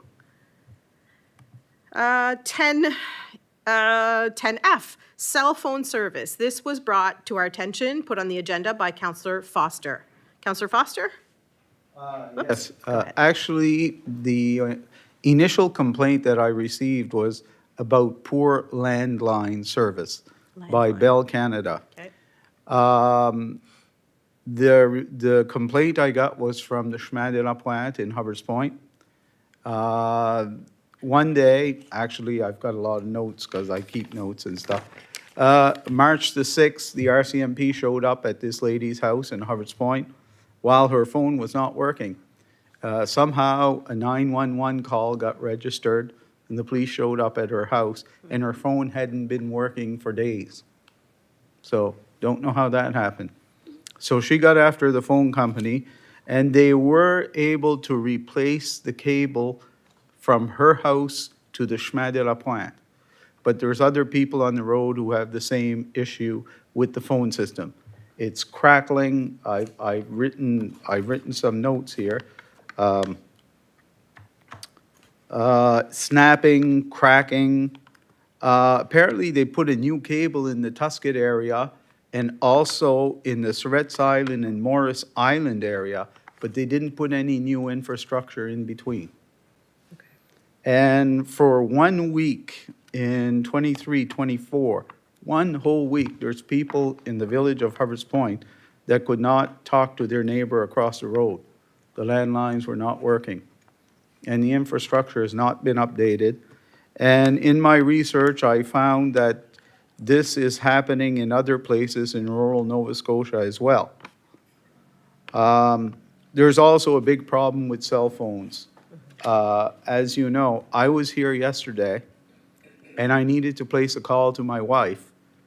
From my cell phone to hers, we were not able to have the conversation. She was in Hubbard's Point, about 2 kilometers away. She had to drive to our house, go on the landline, and I had to call from the landline here. That's the only way we could communicate. So it's a real mess. Before I conclude the landline thing,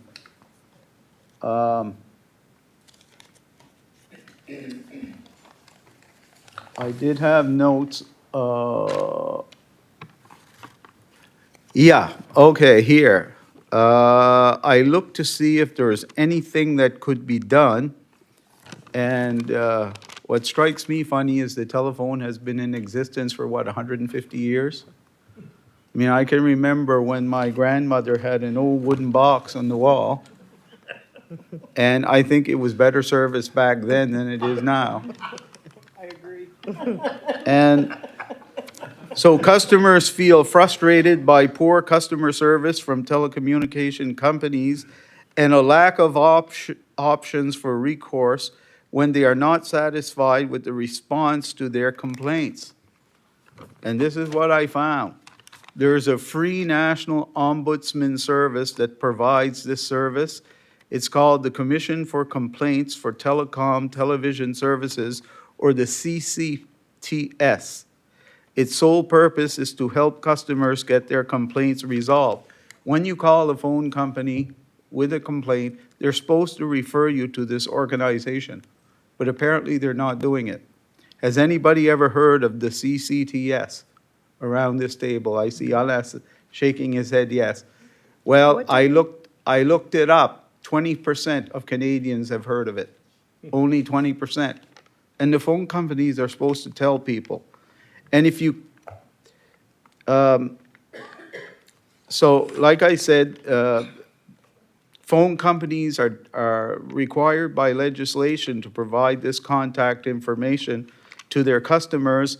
And if the CCTS cannot resolve the problem, they refer you to the CRTC, which you've probably heard of, which is the Canadian Radio, Television, and Telecommunications Commission, which would see that the matter get resolved in a few days.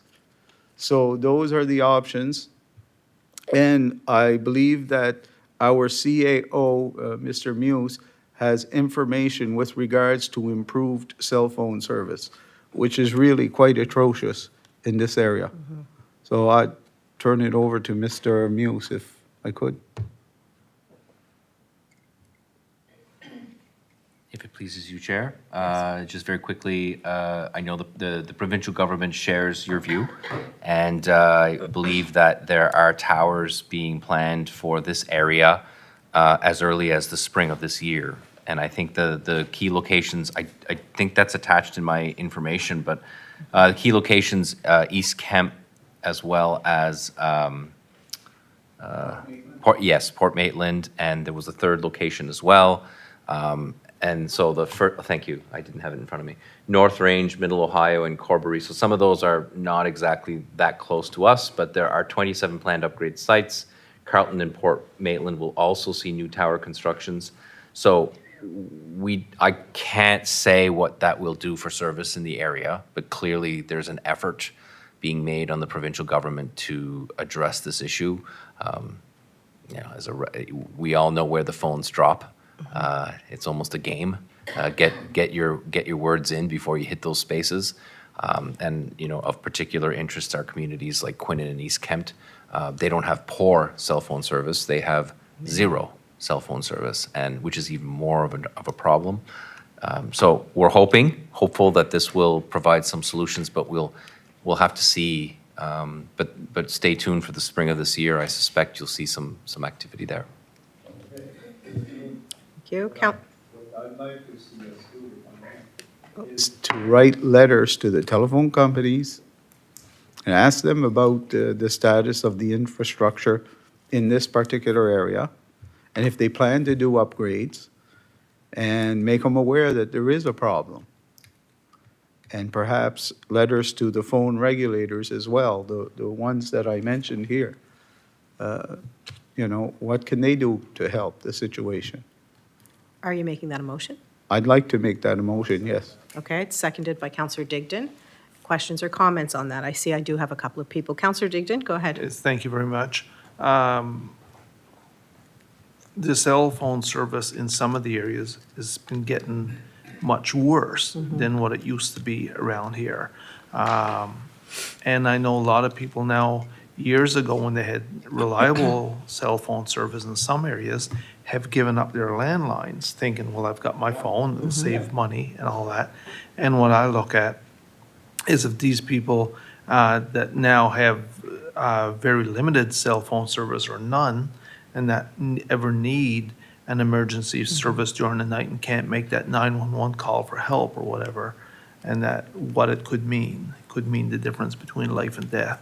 And I honestly feel as though with all the cell phones that are out there now and the bills that we all receive for cell phones and all that, I 100% behind your motion. I feel as though they may have to do some upgrading around here, and I'd like to know what they have in store and when it's going to take place. Thank you. Thank you. Councillor LeBlanc? Thank you. Yeah, I too am fully support of your motion, Councillor Foster. I know in our area down in Argyle, you know, when I first moved into the area back in 2002, and when cell phones were just coming out, I guess, being popular, I could go anywhere throughout my house and have a call, and it was actually like that for several years. But over the last few years, it's to the point now where I need to go stand by the kitchen sink and I have to raise my right arm and tip my head this way to be able to, you know, have a call. Otherwise, I need to go outside. And I live less than a kilometer from the tower. So what some of the issues are, though, it's not that the tower is being degraded. It's the amount of people that have switched to cell phones and the amount of traffic that's going off those towers. And one of the big things that should help, hopefully, is additional towers and to increase that. Now, whether we're getting enough of them, don't know. The other side of it is that telephone companies, they also understand the fact that everything is going wireless, and they are less inclined to be putting billions of dollars to upgrade the old wire systems, because there are, exactly what Councillor Digdon indicated, a lot of people that have given up their landlines and have moved to the cellular system. I'm fully agree with you. I don't know what the answer is. I'm absolutely in favor of writing letters and to whoever will listen in regards to this. It is hurting business. It's hurting individuals. And again, you know, somebody without a phone, relying on a cell phone right now in certain areas, they may as well, you know, go back to the can and wire system, because that's basically what we got. So anyways, thank you. Thank you. Councillor Bourque? Yes, just to add on, the price that we're paying for cell phones and for landlines, I think that the telephone companies should be liable for giving us this service, and they should be providing, because it's not cheap. Definitely not. Councillor Surratt? Thank you. I'm in agreement with all of the conversation, 100%. The cell phone service has been getting worse and worse over the years, for sure. Just a fact check. 911, if you dial 911, I think it goes through regardless of whether you have service, correct? Okay, just want to fact check that as people are listening and make sure that I think 911 does go through if you need it. Dial it anyway. is what Dial you're it saying. anyway. Yeah. Because I think it does go through if you do need the emergency. Yeah. So we have a motion on the floor. It is to write letters to telephone companies and regulators, as well as federal and provincial government partners, in order to lobby for better telephone service in the municipality of Argyle. Is that the motion that you're willing to put forward? And it was seconded by Councillor Digdon. Any other questions or comments? Seeing none, all those in favor signify by saying aye. Aye. Contrary minded, motion carried. We next have 10G, updates. Councillor Madden. Thank you, Madam Warden. When I read this again for the meeting, I said, oh, it looks like I'm giving an update, but and my wife always says, make sure you put the question that you want the answer to, so maybe I didn't do it right. So actually, I am looking for an update on the flooding, excuse me, on the Highway 3 and 308. I did speak to the landlord there that has the property there today, and he says he does know that TIR, Transportation Infrastructure Renewals, are aware, which they should be, but is there anything that's been investigated since then? If so, could Chantal? somebody elaborate? Through you, Madam Chair. Thank you for your question, Councillor. I saw your question and I understood you wanted an update. So you're good, I got you. So I sent an email to our Director of Operations, Kyle Boudreau, and he has let me know he reached out to the Department of Public Works and they went and investigated the Canada Post site because they thought that might be the issue. They realized that was not the issue. So the next step is for our Director of Operations to contact the guy he's talking to at Department of Public Works during the next big rainfall, and they're gonna go back and examine some other things that they think it might be, but they have established that it is not the Canada Post site. Everything's flowing properly there, but they are still working on it between the municipality and the province. Perfect. Thank you. You're welcome. And on my second update to the letter sent to Minister Smith, have we sent a letter to Minister Smith yet? Through you, Madam Chair, a letter has not been sent. The phone call was made soon after the motion was made.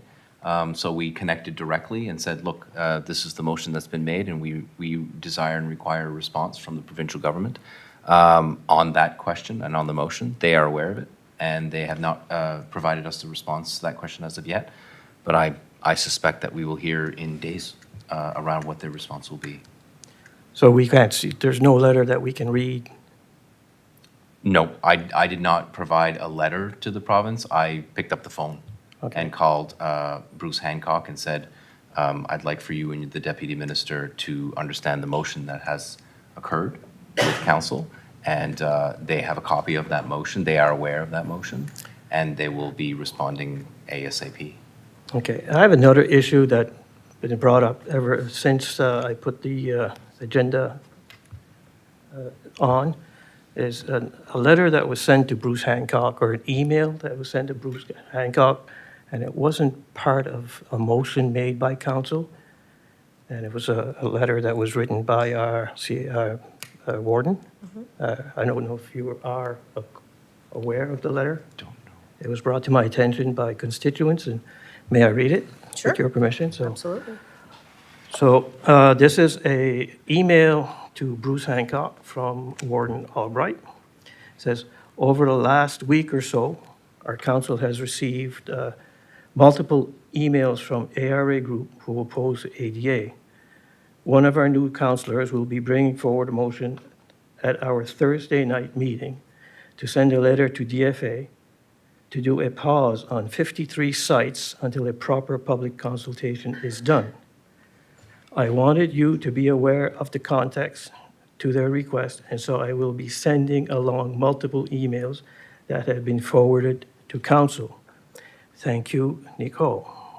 Bruce wrote and responded, thank you for sharing emails. That certainly will be helpful to know what questions and concerns people have in advance of the meeting. See you Thursday evening.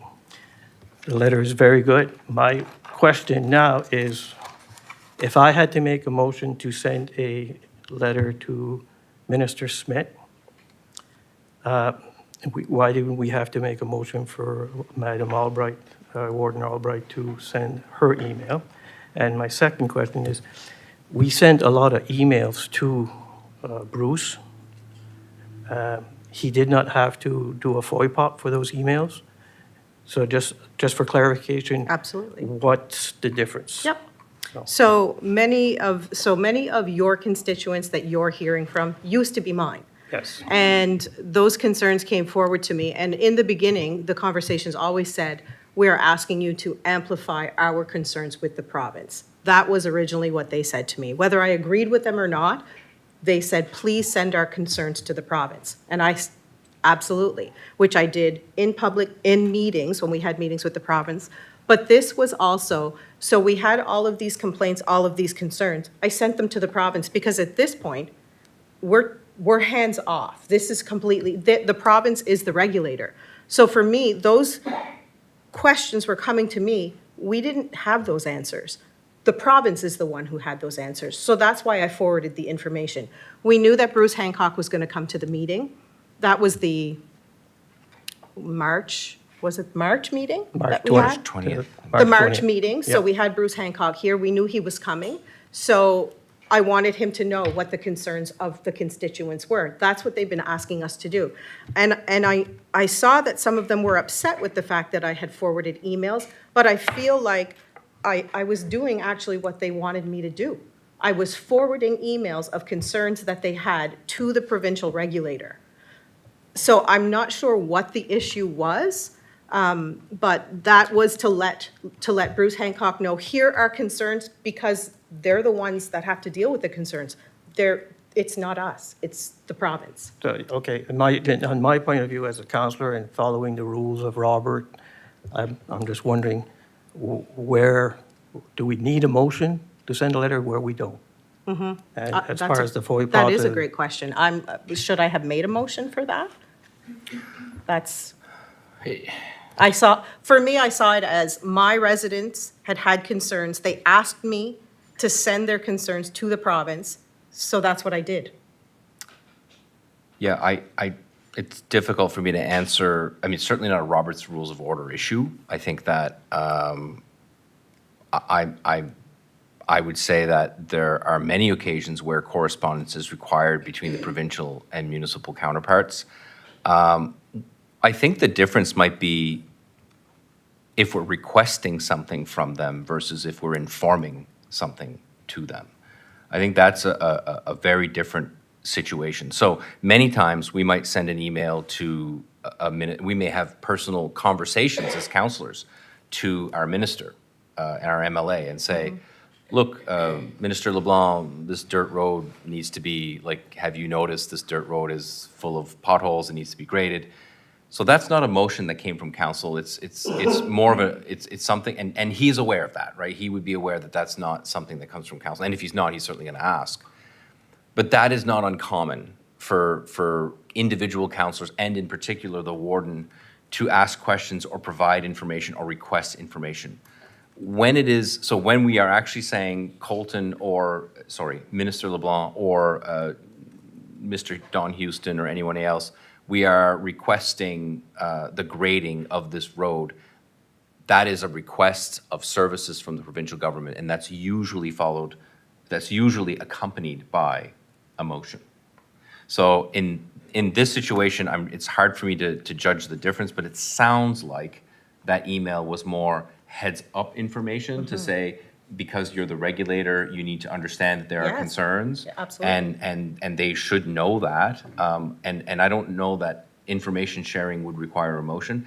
If in fact that you were asking them to spend their money, to spend, and like to actually do something, then I think that would be more appropriate to do by motion. So for instance, the motion that was passed at the last meeting was as follows. It was, it is moved by Councillor Malcolm Madden and seconded by Councillor Glenn Digdon that council request that the province lead a community consultation in addition to their regulatory submission process in support of the proposed ADA sites. So that is asking them to do something.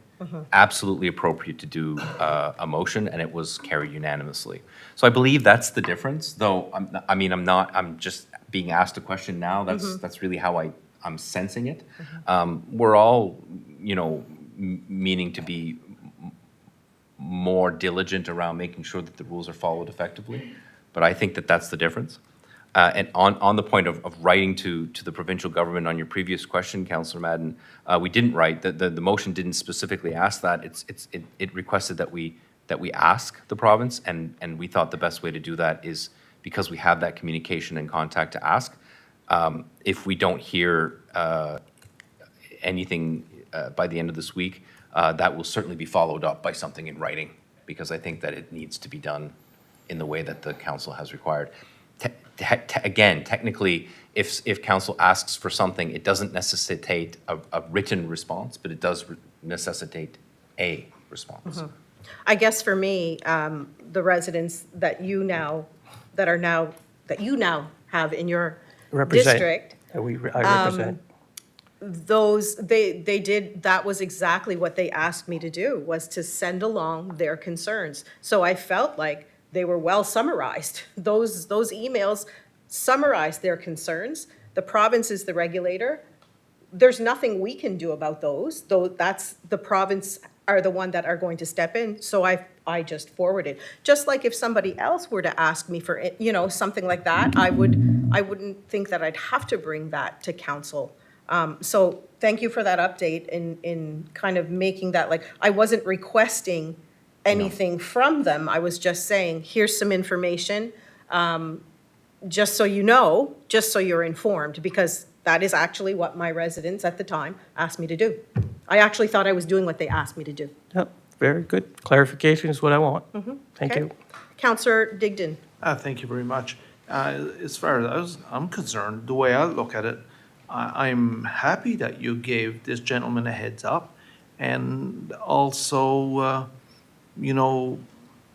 he found out that there were some people that was not happy with the decisions that's being made.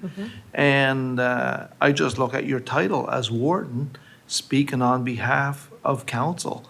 And that I feel as though she was, if anything, with this letter or this heads up, whatever you want to call it, she was speaking on behalf of all of us. Listen, you're going to come down here. There's going to be some people that may not be happy, and just letting you know, it's going to happen, and you deserve to know.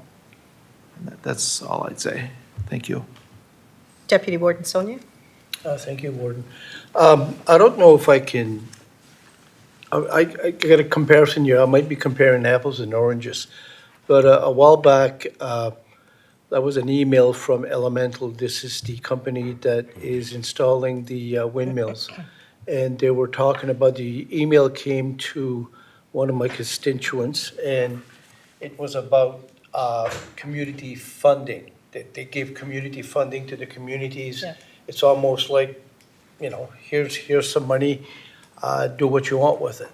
And it was confusing, and we did not, I approached Alain with this, and we did not bring it to council. We just, I'm not sure, Alain, I think you emailed Jonathan Turner. But the problem was resolved just by us, not by a motion of council. And in the same way, he was the person in charge, Jonathan Turner here. He's the guy in charge. He's the guy that makes sure where this funding's going to go. It's got nothing to do with us. It's not ours. Just like the ADA is not ours. It's the it's the provinces. So I don't know if this comparison makes sense, but it was done without a motion, and I don't think there was a motion needed for that. On that issue, that's a problem-solving issue. Right. So I think that staff and council in different capacities are asked to solve problems. And when it doesn't require you to spend money outside of your budget, if it doesn't require you to consider something that you haven't considered already, your most important policy document is your budget, right? We talk about policy all the time. The budget is like the Bible. So if things go outside of that, then generally it's something that needs to come here. If it's a problem that needs solving from an external party, I mean, we see that every day, right? Garbage didn't get picked up. Right, or and so if the issue is, and Councillor Foster's example of cell phone service is one that is, okay, this is an issue that's prevalent across multiple districts. It's not an individual problem. It's a little bigger than just my district. I want to raise this on behalf of my community, my constituents. So that is an appropriate kind of topic to bring to council. If it's individualized where somebody just, like needs their culvert replaced and a lot of times those things are done just through problem solving because they don't actually include any fiscal commitment or time commitment of significance on the part of staff. So that, I think, is what you're illustrating. That's what happened in that situation. I recall it well. And it was a problem, and it just needed a little bit of elbow grease to get going. Yeah. Thank you. Yep. Okay. Good? Okay. Next on the agenda, we have H, approval of list of charitable organization tax exemptions. So we have a list at the very end of the policy. So this is the policy that states that we do have tax exemptions. Some of them are partial tax exemptions, some of them are full for nonprofit organizations. So the policy is there, but at the very end, there is a list, Schedule A, of the organizations, and they talk about the ones that we give 100% exemption to, as well as the partial exemption for Nikhil Home for Special Care. So this is something that we do on a yearly basis, And we require a motion to approve this list for partial or full tax exemption. I'll make that motion. So motion, sorry, If I may, I'm gonna set this one out. Okay. Reading for full disclosure, I see the West Pubnico Funeral Home, funeral services on this list. I'm actually a paid employee. Okay. And manage that operation, so, having said that, they were on this list long before I ever got there or had Right. anything to do Absolutely. with them, so. Sure. I wanna set this one you're out. declaring a conflict. Yep, I Okay, am. thank you. So we have a motion on the floor by Deputy Warden Sonia to approve this list of nonprofit organizations for tax exemption. Do we have a seconder to that motion? Seconded by Counselor Foster. Any other questions or concerns on that motion? Seeing none, all those in favor signify by saying aye. Aye. Contrary minded, motion carried. Next, we have I, interest on overdue accounts. So again, in anticipation of the tax bills going out, it is required for council to determine the interest rate on overdue accounts. So the interest rate is currently 13% on overdue accounts, and we are looking to maintain the rate of 13% with the cutoff date of Thursday, July 31st, 2025. So the proposed motion is, be it moved that the council approve the interest rate of 13% per annum on overdue accounts, and that the current year's property taxes be payable and due by July 31st, 2025, and interest will accrue after that date. Is somebody willing to make that motion? Moved by Councillor Bourque. Do we have a seconder? Seconded by Councillor Surratt. Questions or comments on that motion? Councillor LeBlanc? Thank you. Just curious, how is the rate determined? Go ahead. It's been, yep. The rate is, so first, the historical rate was 16%. We dropped it to 13 after COVID because of so first of all, there's a total interest rate collapse at the time. Also, we wanted to provide as much support to residents as possible under the anticipation that things could go rather sour for them. As it turns out, it didn't do that as bad as we anticipated. However, we never changed the interest rate back up to our traditional 16, and there's a couple of reasons why. First of all, the interest rate of 13 is higher than your typical lending rate, and that's intentional. It's intentional because we don't want to be a bank. We want for people to pay our bills because it's more economic, because we have we require that cash flow to run the operations. So it's very much like you'll see in commercial industries. Sometimes they'll charge 24%, 1.3% a month, and that's because they don't want to be the bank. They want to be paid for their services. That's predominantly the logic and the history of that percentage. We've not changed it in many years, and so it is entirely up to council to recommend a different interest rate if it wishes. It is entirely in your purview, but that is the background and the history. Outside of that, I can't say, Councillor LeBlanc, that we went down the statistical tree of what it ought to be. But when we did this, it was below average when we looked at across Nova Scotia.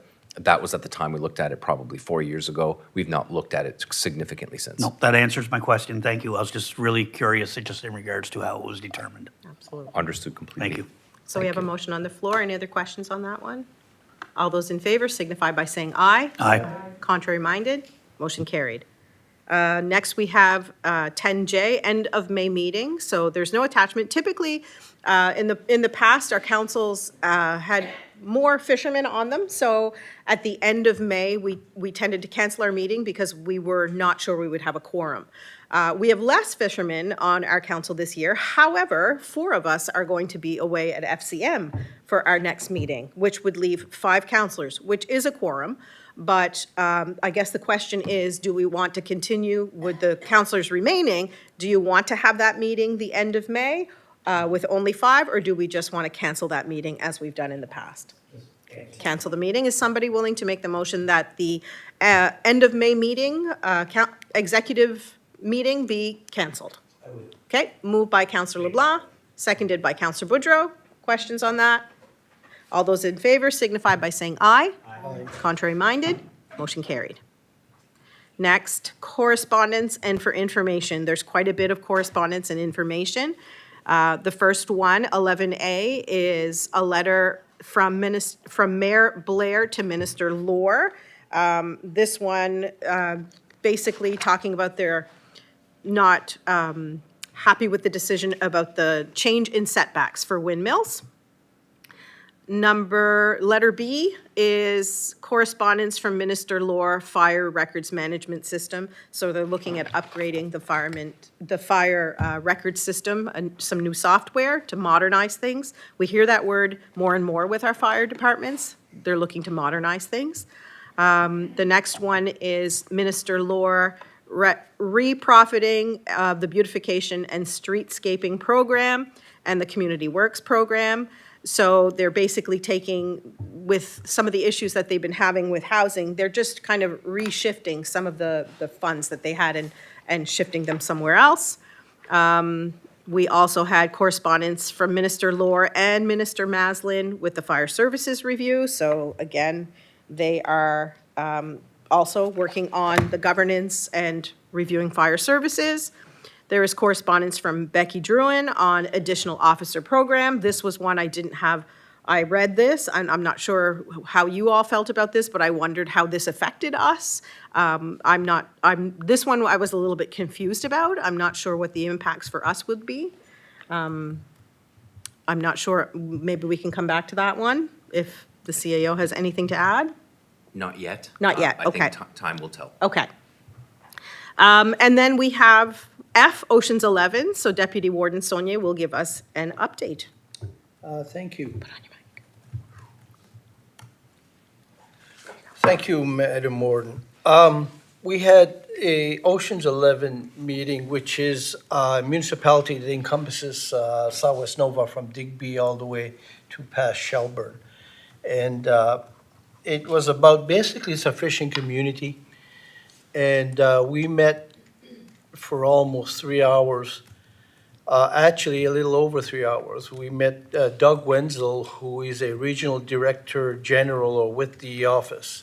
And he talked about the American market and the American tariffs, how it affects fishing down here. And he described the American fishing market as a waning, it's kind of decreasing. And therefore, they're looking at the European market for a lot of our fish, especially lobster, scallops, snow crab, and herring. And that is mostly in France, Germany, Spain, and the Mediterranean. So I think our premier was in Europe doing exactly that, promoting the Nova Scotia fisheries. So that was something to look at, and we were promised that we'd probably get a chance to meet with Minister of Fisheries, Ken Smith, in the coming months. There was also talk on the offshore windmills, and there was concern about the impact it would have on our fishery. So they assured us that right now what's going on would not impact. I've talked to a couple of fish plant owners, and they said they were pretty well to their liking in a safe area as we speak, or the proposed areas. I'm still concerned of where they're going to go in the future because, again, our economy is based on our fishery. Everybody knows that. There was a lot of talk as well on the goings-on in Meteghan. And, you know, it's funny, we talked about the RCMP here tonight, and I talked to Paul, I got his name here, Paul, it doesn't matter, I guess. Anyhow, he's a RCMP spokesman, and he mentioned the Elver fishery and how that was basically a black market, didn't contribute much, if any, to the Southwest Nova fishing economy or any economy. However, it was illegal work, there was crookery done, a lot of cash money. He also, when he mentioned the St. Mary's Bay fishery, I asked him the question and he point blankly answered. I said, is there organized crime? He says, absolutely, without a doubt. And he says it comes with everything, with the laundering of money. There's even human trafficking down here now. It's a shame that it exists. So there's a lot of concern. Fisheries is going to add, they gave me a number, and I can't recall if I got that number correct, so I'm not going to say, but there's a significant number of fishery officers to be added to to the existing force here this summer.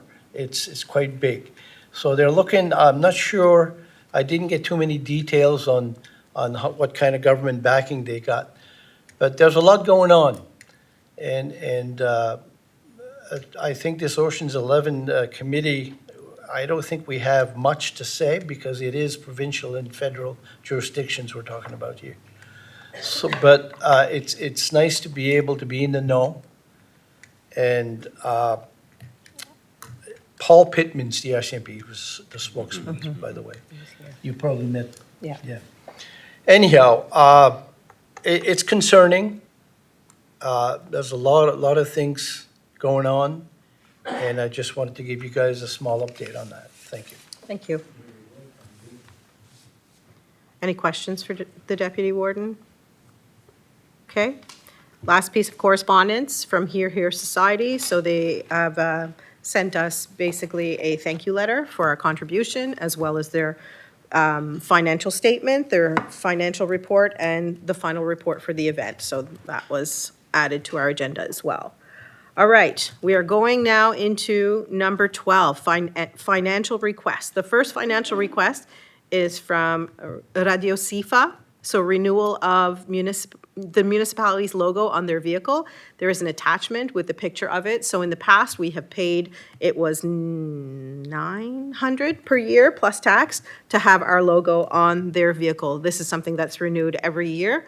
So this request has come in again to have our logo on the SIFA vehicle. So what is the wish of council? Would we like to make a motion to approve this financial request of $900 plus tax to continue our logo on their vehicle? I'll make that motion. Okay, it's moved by Councillor Boudreau. Do we have a seconder? It's seconded by Councillor Digdon. Any other questions or comments on that? Councillor Digdon. Thank you. The only thing some people might be saying, well, why do you want that on a vehicle? C5, I feel as though it's the only French radio station that we have in this area. We have a lot of our residents that listen to it faithfully. And when they are out at events and stuff like that, the Municipality of Argyle is known as an Acadian, a lot of Acadian communities within the municipality. So I just feel as though it's nice to see our logo on their vehicle. Definitely. Thank you. Thank you. Any other questions or comments? We have a motion on the floor. All those in favor signify by saying aye. Aye. Contrary minded, motion carried. Next, we are going to go down to our council community grants, and we're going to start with District 1. So Councillor Madden, do we do these one at a time? Every year we have this conversation.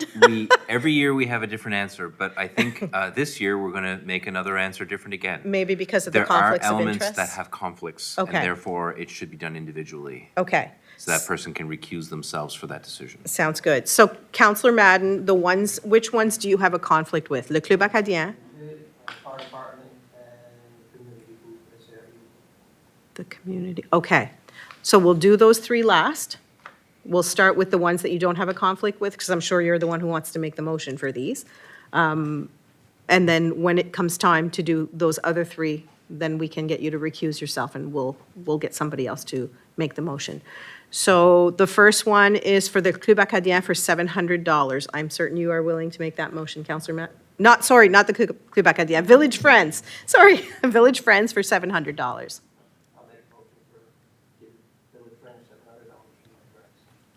It's seconded by Councillor Bourque. All those in favor signify by saying aye. Aye. Contrary minded, motion carried. The next one we'll look at is Le Jardin des Petits for $400. Do we have a seconder? Seconded by Councillor Boudreau. All those in favor signify by saying aye. Aye. Contrary minded, I make a Motion motion carried. that we gave Abrams River Schoolhouse Society $600. okay. my Seconded grant. by our Deputy Warden. All those in favor signify by saying aye. Aye. Contrary minded, And I make a motion that we give the Théâtre Sud-Ouest $500 from my community grants. do we have a seconder? Seconded by Councillor LeBlanc. All those in favor signify by saying aye. Aye. Contrary minded, motion carried. Okay, next, we need a motion from somebody to approve $700 for the Club Acadien. Somebody will, okay, it's moved by Councillor LeBlanc, seconded by Councillor Digdon. All those in favor signify by saying aye. Aye. Contrary minded, motion carried. Next, we have a $700 request for the Eelbrook Fire Department. It is moved by Councillor Bourque, seconded by Councillor Surratt. All those in favor signify by saying aye. Aye. Contrary minded, motion carried. And the last one for District 1 is the SAR Eelbrook Community Group. It is a request for $600. Is somebody willing to make that motion? Moved by Councillor LeBlanc, seconded by Councillor Surratt. All those in favor signify by saying aye. Aye. Contrary minded, motion carried. Okay. District 1 is done. So District 2, can I list them all? Because I got no conflict and they're all the same. If there's no issues for District 2, can we list them all? Okay, good enough. Okay, so we're moving on to District 2. We have, go ahead, Deputy Warden Sonia. Thank you. I'd like to make a motion for $700 request, starting with the Harbor Hill Community Hall, the Cemetery Committee, Comoes Hill, the Comoes Hill and Little River Harbor Beach Committee, the Association de Claremont, de Villers, Fitzgerald, and Jacquard, the Plymouth Recreational Hall Society, and the Butte de la Croix. Okay, do we have a seconder for that? Seconded by Councillor Boudreau. All those in favor signify by saying aye. Aye. Contrary minded, motion carried. District 3. Which ones, Councillor Boudreau, do you have which ones do you have a conflict with, you had said? I've only got one that I got a conflict with. It's the Wedgeport Acadian Heritage Society. Okay, that's the last one. So we'll do the other ones individually, and then we'll get you to recuse yourself, and then we'll do Yep. that one. Yep. Okay, so the first one is for $700 for the Wedgeport Royal Canadian Legion Branch 155. I'd like to make that motion. Do we have a seconder? Seconded by Councillor LeBlanc. All those in favor signify by saying aye. Aye. Contrary minded, motion carried. The next one is for the Wedgeport Tuna Museum for I'd like $700. To make that motion. Seconded by Councillor Digdon. All those in favor? Aye. Contrary minded, motion carried. The next one is for the Wedgeport Nature Trail for $700. I'd like to make that motion. Moved by Councillor Boudreau, seconded by Councillor Deputy Warden Saunier. All those in favor signify by saying aye. Aye. Contrary minded, motion carried. The next one is for the Wedgeport District Fire Department Ladies Auxiliary, $700. I'd like to make that motion. And seconded by Councillor LeBlanc. I've All- got one that I added to the agenda. Okay, all those in favor signify by saying aye. Aye. Contrary minded, motion carried. Which one did you add in? Le Club des Acadiens Seniors de Wedgeport For how much? for $700. Okay, moved by Councillor Boudreau, seconded by Councillor Bourque. All those in favor signify by saying aye. Aye. Contrary minded, motion carried. Councillor Boudreau needs a motion for the Wedgeport Acadien Heritage Society for $700. Moved by Councillor Surratt, seconded by Councillor Madden. All those in favor signify by saying aye. Aye. Contrary minded, motion carried. Okay. How are your fingers going? Oh, I'm loving it. Good, okay. It's a good thing it's taped. You're right. District 4. So we have no conflicts there, Councillor Foster? No. Okay, so would you like to make a motion? Yes, I will make a motion. Can you put your mic on, please? That's okay. I'd like to make a motion that we approve a $700 community grant contribution to the following organizations in District Number 4. Twin Village Social Club, Hubbard's Point and Area Community Development Association, Club Social des Îles, and Saint-Joseph Cemetery Fund. Okay, do we have a seconder for that motion? Seconded by our Deputy Warden Saunier. All those in favor signify by saying aye. Aye. Contrary minded, motion carried. Next is my district, District 5. You will notice that some of these, because of the boundary change, Councillor Madden has taken a hit. He's taken a hit, so some of his that used to be mine have been transferred back over to me because they're community groups that we typically support year after year. So the motion would be for Belleville and Friends Community Group for $700, Le Comité Touristique de la Paroisse de Saint-Anne-du-Ruisseau for $700, and the SAR New Horizons Senior Club for $700. Can I add in Le Jardin des Petits? Not Le Jardin des Petits, Patchwork Pals? And Patchwork Pals has also made a request for $700. So those are my 4 organizations. I'll make that motion. So it's moved by Deputy Warden Saulnier, seconded by Councillor Bourque. All those in favor signify by saying aye. Aye. Contrary minded, motion carried. Next, we have District 6. You don't have any conflicts? Okay. Can you put on your mic, please? Thank you. Thank you. I'd like to make the motion to award $700 community grants for District 6 to the following organizations: the Green Grove Cemetery Association, the New Horizons Seaside Park Association, the Lower Argyle Harborview Cemetery, and Mount Pleasant Cemetery. Do we have a seconder to that motion? Seconded by Councillor Madden. Questions on that? All those in favor signify by saying aye. Aye. Contrary minded, motion carried. Next, we go down to District 7. We'll do 2 of them. And then we'll do 2 of them, and then you'll recuse yourself. So the first one is for the East Pubnico New Horizons Association for $700. Yeah, I'll make the motion. Moved by Councillor Bourque, seconded by Councillor Boudreau. All those in favor signify by saying aye. Aye. Contrary minded, motion carried. Next, we have the Ladies Auxiliary of the East Pubnico Fire Department for $700. I'll make that motion. Moved by Councillor Bourque, seconded by Councillor Surratt. All those in favor signify by saying aye. Aye. Contrary minded, motion carried. The next one is for the East Side Community Center for $700. Is somebody willing to make that motion for her? So moved by Councillor LeBlanc, seconded by Councillor Surratt. All those in favor signify by saying aye. Aye. Contrary minded, motion carried. Next, we have District 8. Do you have any, yes, you do. No, I don't think I do, because I don't think my dues are paid up. So there's one good time, they usually hook me during, and I'm not sure if they hooked me yet this year or not. I don't think they did. So I'll make the motions. Les Amis de Musée for $700, and Société Historique Acadienne de Pubnico West for $700. Okay, do we have a seconder? Seconded by Councillor LeBlanc. All those in favor signify by saying aye. Aye. Contrary minded? Motion carried. Last one, District 9. We have le Village Historique Acadien de la Nouvelle-Écosse for $700. Councillor Surratt? Motion. Made by Councillor Surratt, seconded by Councillor Bourque. All those in favor signify by saying aye. Aye. Contrary minded? Motion carried. What's that? Just a land speed record, that's all. Oh. I've got some records to set, for speed. Number 13, agenda topics for next meeting. Notice of motion by councillors. Do any councillors have any agenda topics for the next meeting? Notice of motion? Okay, seeing none. Question period? Yes. Okay.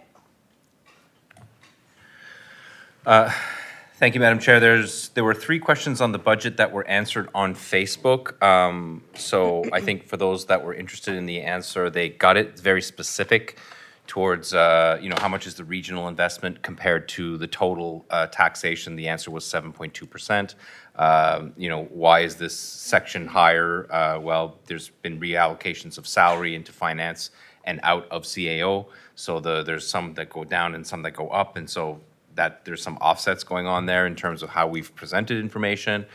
And also, why didn't the commercial rate change? And the answer that was provided by myself, thanks to Scott Muse, is that the commercial taxpayers were not protected by the cap on assessment over the past couple, ever. And the last 2 years prior to this year, they had a 12% and a 12% increase for a total of 24%. Which is far greater than the statistics that Councillor Foster indicated to us. And so, and then finally, we looked at the competitive rates and looked at ours and said that this was competitive on the moderate to high end as opposed to competitive on the low end, which is a residential rate. And so for those reasons, We did not we did not recommend any increase to the commercial rate. We did discuss it amongst council. We also know that an increase or decrease in commercial rate does not have a significant impact on a 1 cent basis compared to residential. I didn't say that in the answer, but we talked about how commercial doesn't have the same protection as residential, and that's predominantly the reason. I will say one other thing about that is that the assessment on commercial actually went down this year. So they will see a savings in their tax bills for the most part. Some may go up, some may go down, but on average, they will see a slight decrease. So that's actually good news that we didn't share at that time.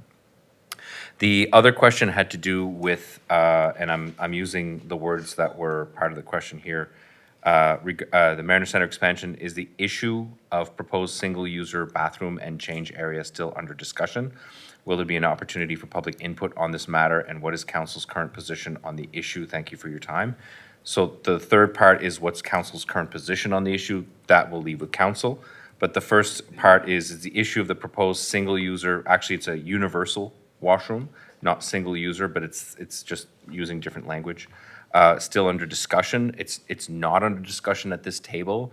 Those, the issues, all Mariner Center expansion decisions, including that one, were delegated to the MCEB, of which the chair is present here today. So a lot of work had to go through a meaningful design. We engaged an architect to assist us in that process. In that process, we recognized that the public had to be consulted insofar as the design and the intricacies of that design. For that reason, there were over 20 public engagement sessions, touches, I should say. Not every session looked the same, right? So there would have been public presentations of the entirety of the design that were done, as well as, and in individual communities. I do recall being present for the one in Pubnico, which I was thankful for because this is a regional asset, and if they're all held in one location, that's a little unfair. So we did some in Pubnico and in other locations. I believe we did one in the municipality of the District of Yarmouth as well.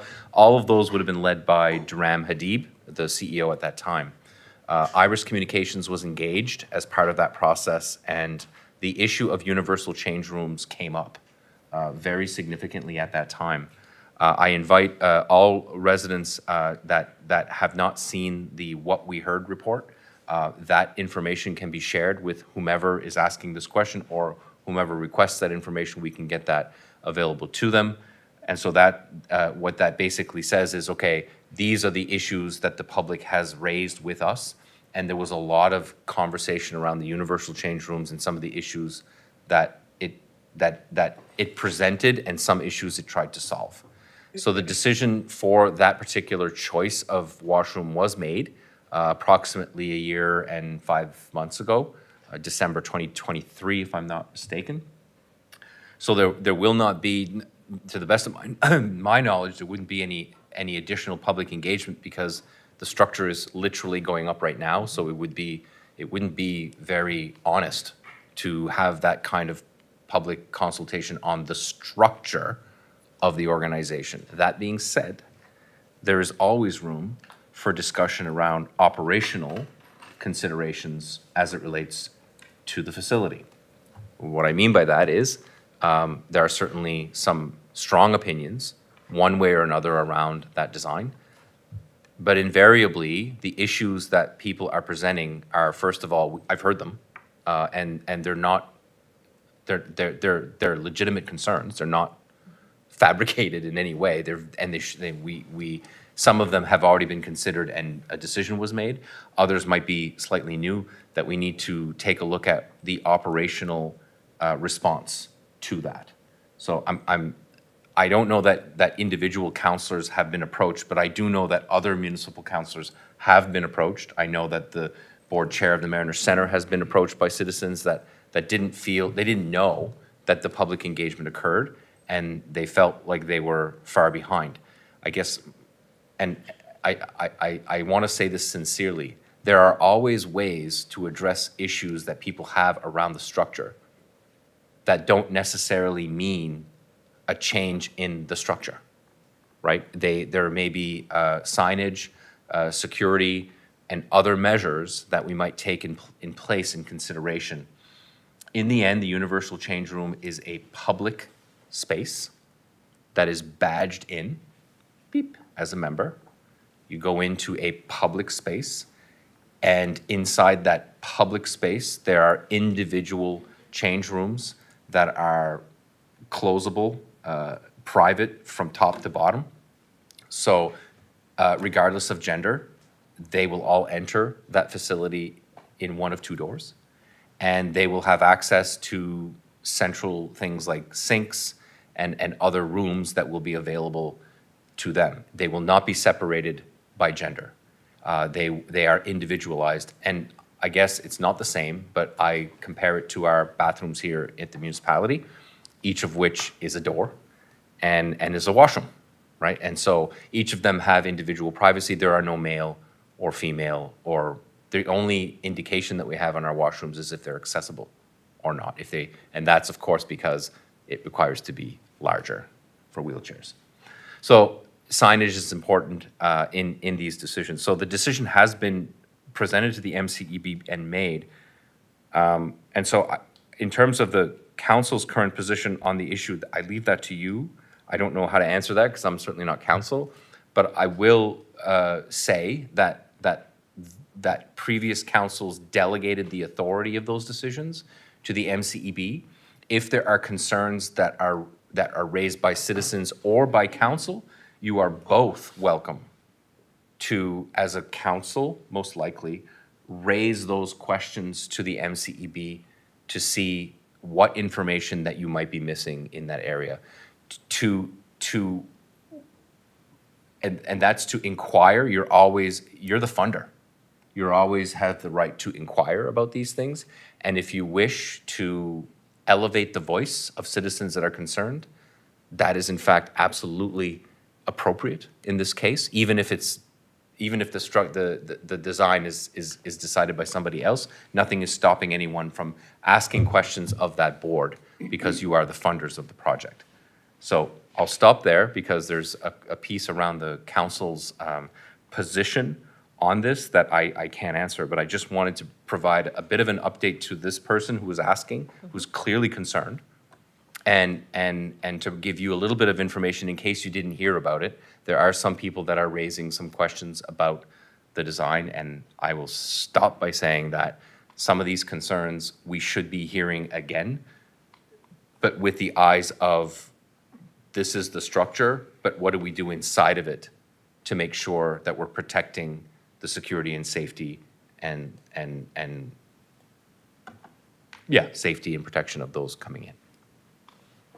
That's a long I answer. do remember when the decisions were made, it did come to this council. We had a conversation about that, and I specifically remember Councillor Boudreau was like, I don't think this is a good idea. That stood out to me that I remember that, and we had a conversation. We had our engineer come in, Mark Brophy came in and presented to our council the positives and the negatives and all of you know, how this would look and how this would work. And I guess in that moment, we decided that this was what we were going to go with our universal. Now, to me, I've seen universal washrooms. I've seen them in schools. I've seen them when I took my son to Dalhousie. I've seen how they work. And there is that security factor. You are able to close the door. You key in. It's just not willy-nilly anybody walking in off the street. You have to key in, and then you can close the door. And in a universal washroom, the doors start at the very bottom, and they go all the way to the top. There is a ventilation section at the top, but there's no way anybody is peeking in, because I know that's a concern. I think what CAO Muse was alluding to is there will have to be an education piece around, this is going to be new for some people. Not everybody is accustomed to universal washrooms. And there will be, we've talked about even having somebody there, a staff person engaged to be able to say, okay, nope, you're not, like making sure that everything is running smoothly, especially in the beginning when this is all going to be new. So my position is, looking at all of the evidence that we had presented to us, we felt like, and I felt like it was the best option. And I think that this is the direction that you're seeing these types of facilities take. They're going in that direction. Even new schools being built. Are the washrooms at the new Wedgeport School, are they universal? Do you know? You think they're universal? Yeah. Yeah. I was wondering about that. It's the direction we're seeing them take. We've had a few community members reach out, so Councillor LeBlanc has had some concerns. He's forwarded emails to me, and I've had emails from a couple of residents, not in our municipality, but who are concerned as well. And I remember them being at the public engagement. We did a lot of public engagement for the Mariner Center. We hired Iris Communications, they led it, Durham Hadid led the public engagement, and that was one of the issues that did come up. And I think that, when you're new on council, you don't have all the background. So you will get those concerns and you're like, okay, what happened there? So I felt, and Councillor LeBlanc and I had a conversation earlier, and I said, maybe if that is a concern that you're hearing from, an information session, even with new councillors, might be a good idea so that you can know exactly how it is that we came to the decision that we came to. I guess that's the best explanation I can give. Sorry, Deputy Warden, go ahead. Don't be sorry. Thank you, Madam Warden. I've had similar questions, but I always look at the universal, I don't like the terminology that people keep using new words for old things. Universal means family bathroom to me. So, in our building here, there's a hallway and there's bathrooms on either side. And I guess they're universal, it's family. So you walk in, shut the door and lock it. It's pretty safe, it's pretty safe. I understand the concern, but I think the concern is a lack of knowledge. I don't think they understand that it's universal doesn't mean that a boy and a girl can go in the same bathroom. I mean, they may like to, but it's not so. But anyhow, I think I was pretty clear with the answer, but anyhow, I think it's basically a family bathroom. That's all it is. Thank you. Councillor Digdon? Thank you very much.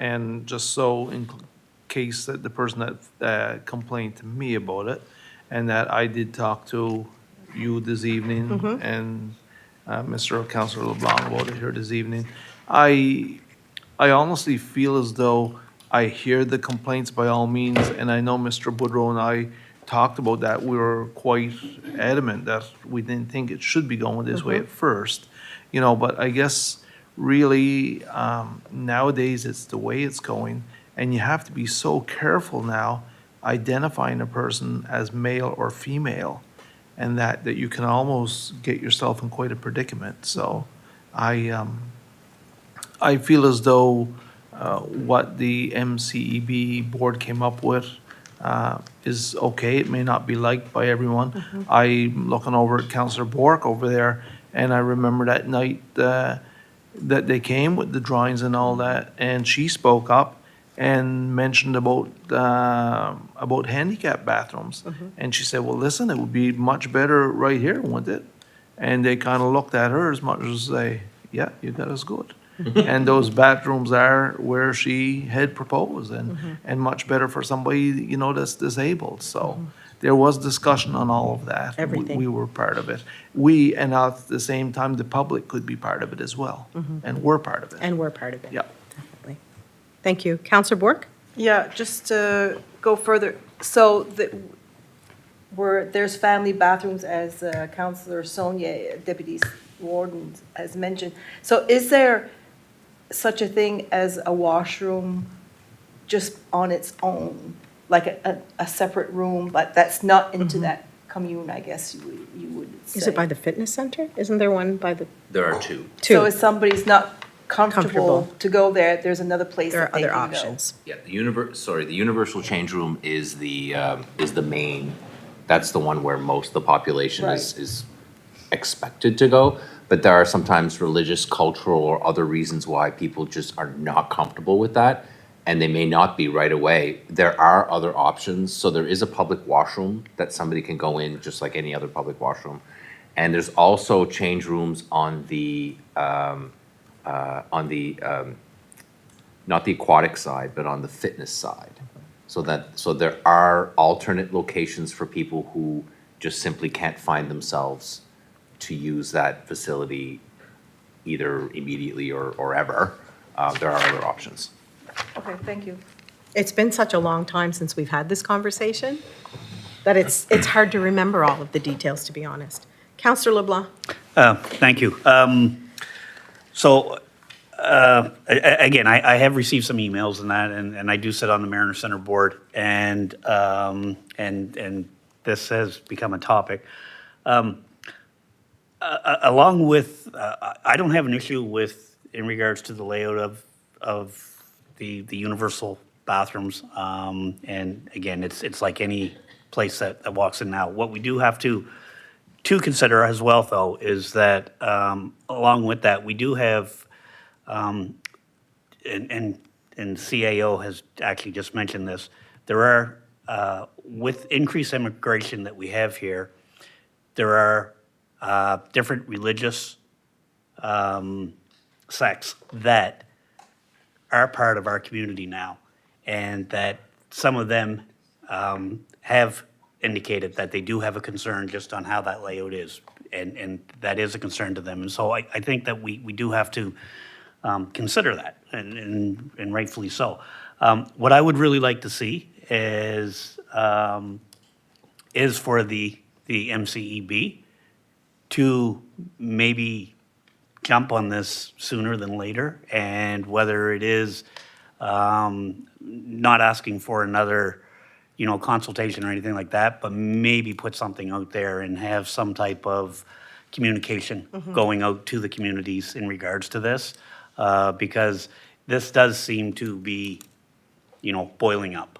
And I feel like the Mariner Center website, which is where a lot of the communication is housed, would be a great place. We could bring some of that information back. Absolutely. So that if Yeah. we have, and I have no problem, Yeah. communicating with them and having them do that. That's no problem at all. Yeah, for sure. But because the information is all on that website, but it's embedded in all It's kinds of embedded, and different that's things, exactly right? what I'd like to So if we see bring those is pieces get back that up to up the there. public, I think Yeah. that's a great For sure. suggestion. Yeah, absolutely. Okay, thank you. Sure. Councillor Surratt? Yeah, thank you. I'm not really familiar with actually this model, and really would need to familiarize myself where it's located in the layout. But I do have concerns about other public places, in particular malls. One, there's no gender neutral washrooms in malls. And the other thing is often the women's washrooms is quite a bit further from the men's. The men's is often first, and then you have to go down a very long, often dark hallway to reach the women's washroom, which is quite unsafe. So in that public place model, where there are gender-specific stalls, they're very unsafe. That's a great point. So I'd be really concerned to kind of dismiss this model without kind of knowing exactly where it's located, how it's located, because currently public places are unsafe and they are gender-specific washrooms. Thank you for that. That's a great reminder. CEO Muse? Last thing, what we will do, we will link the What We Heard report to this meeting thread, as well as the response to What We Heard report.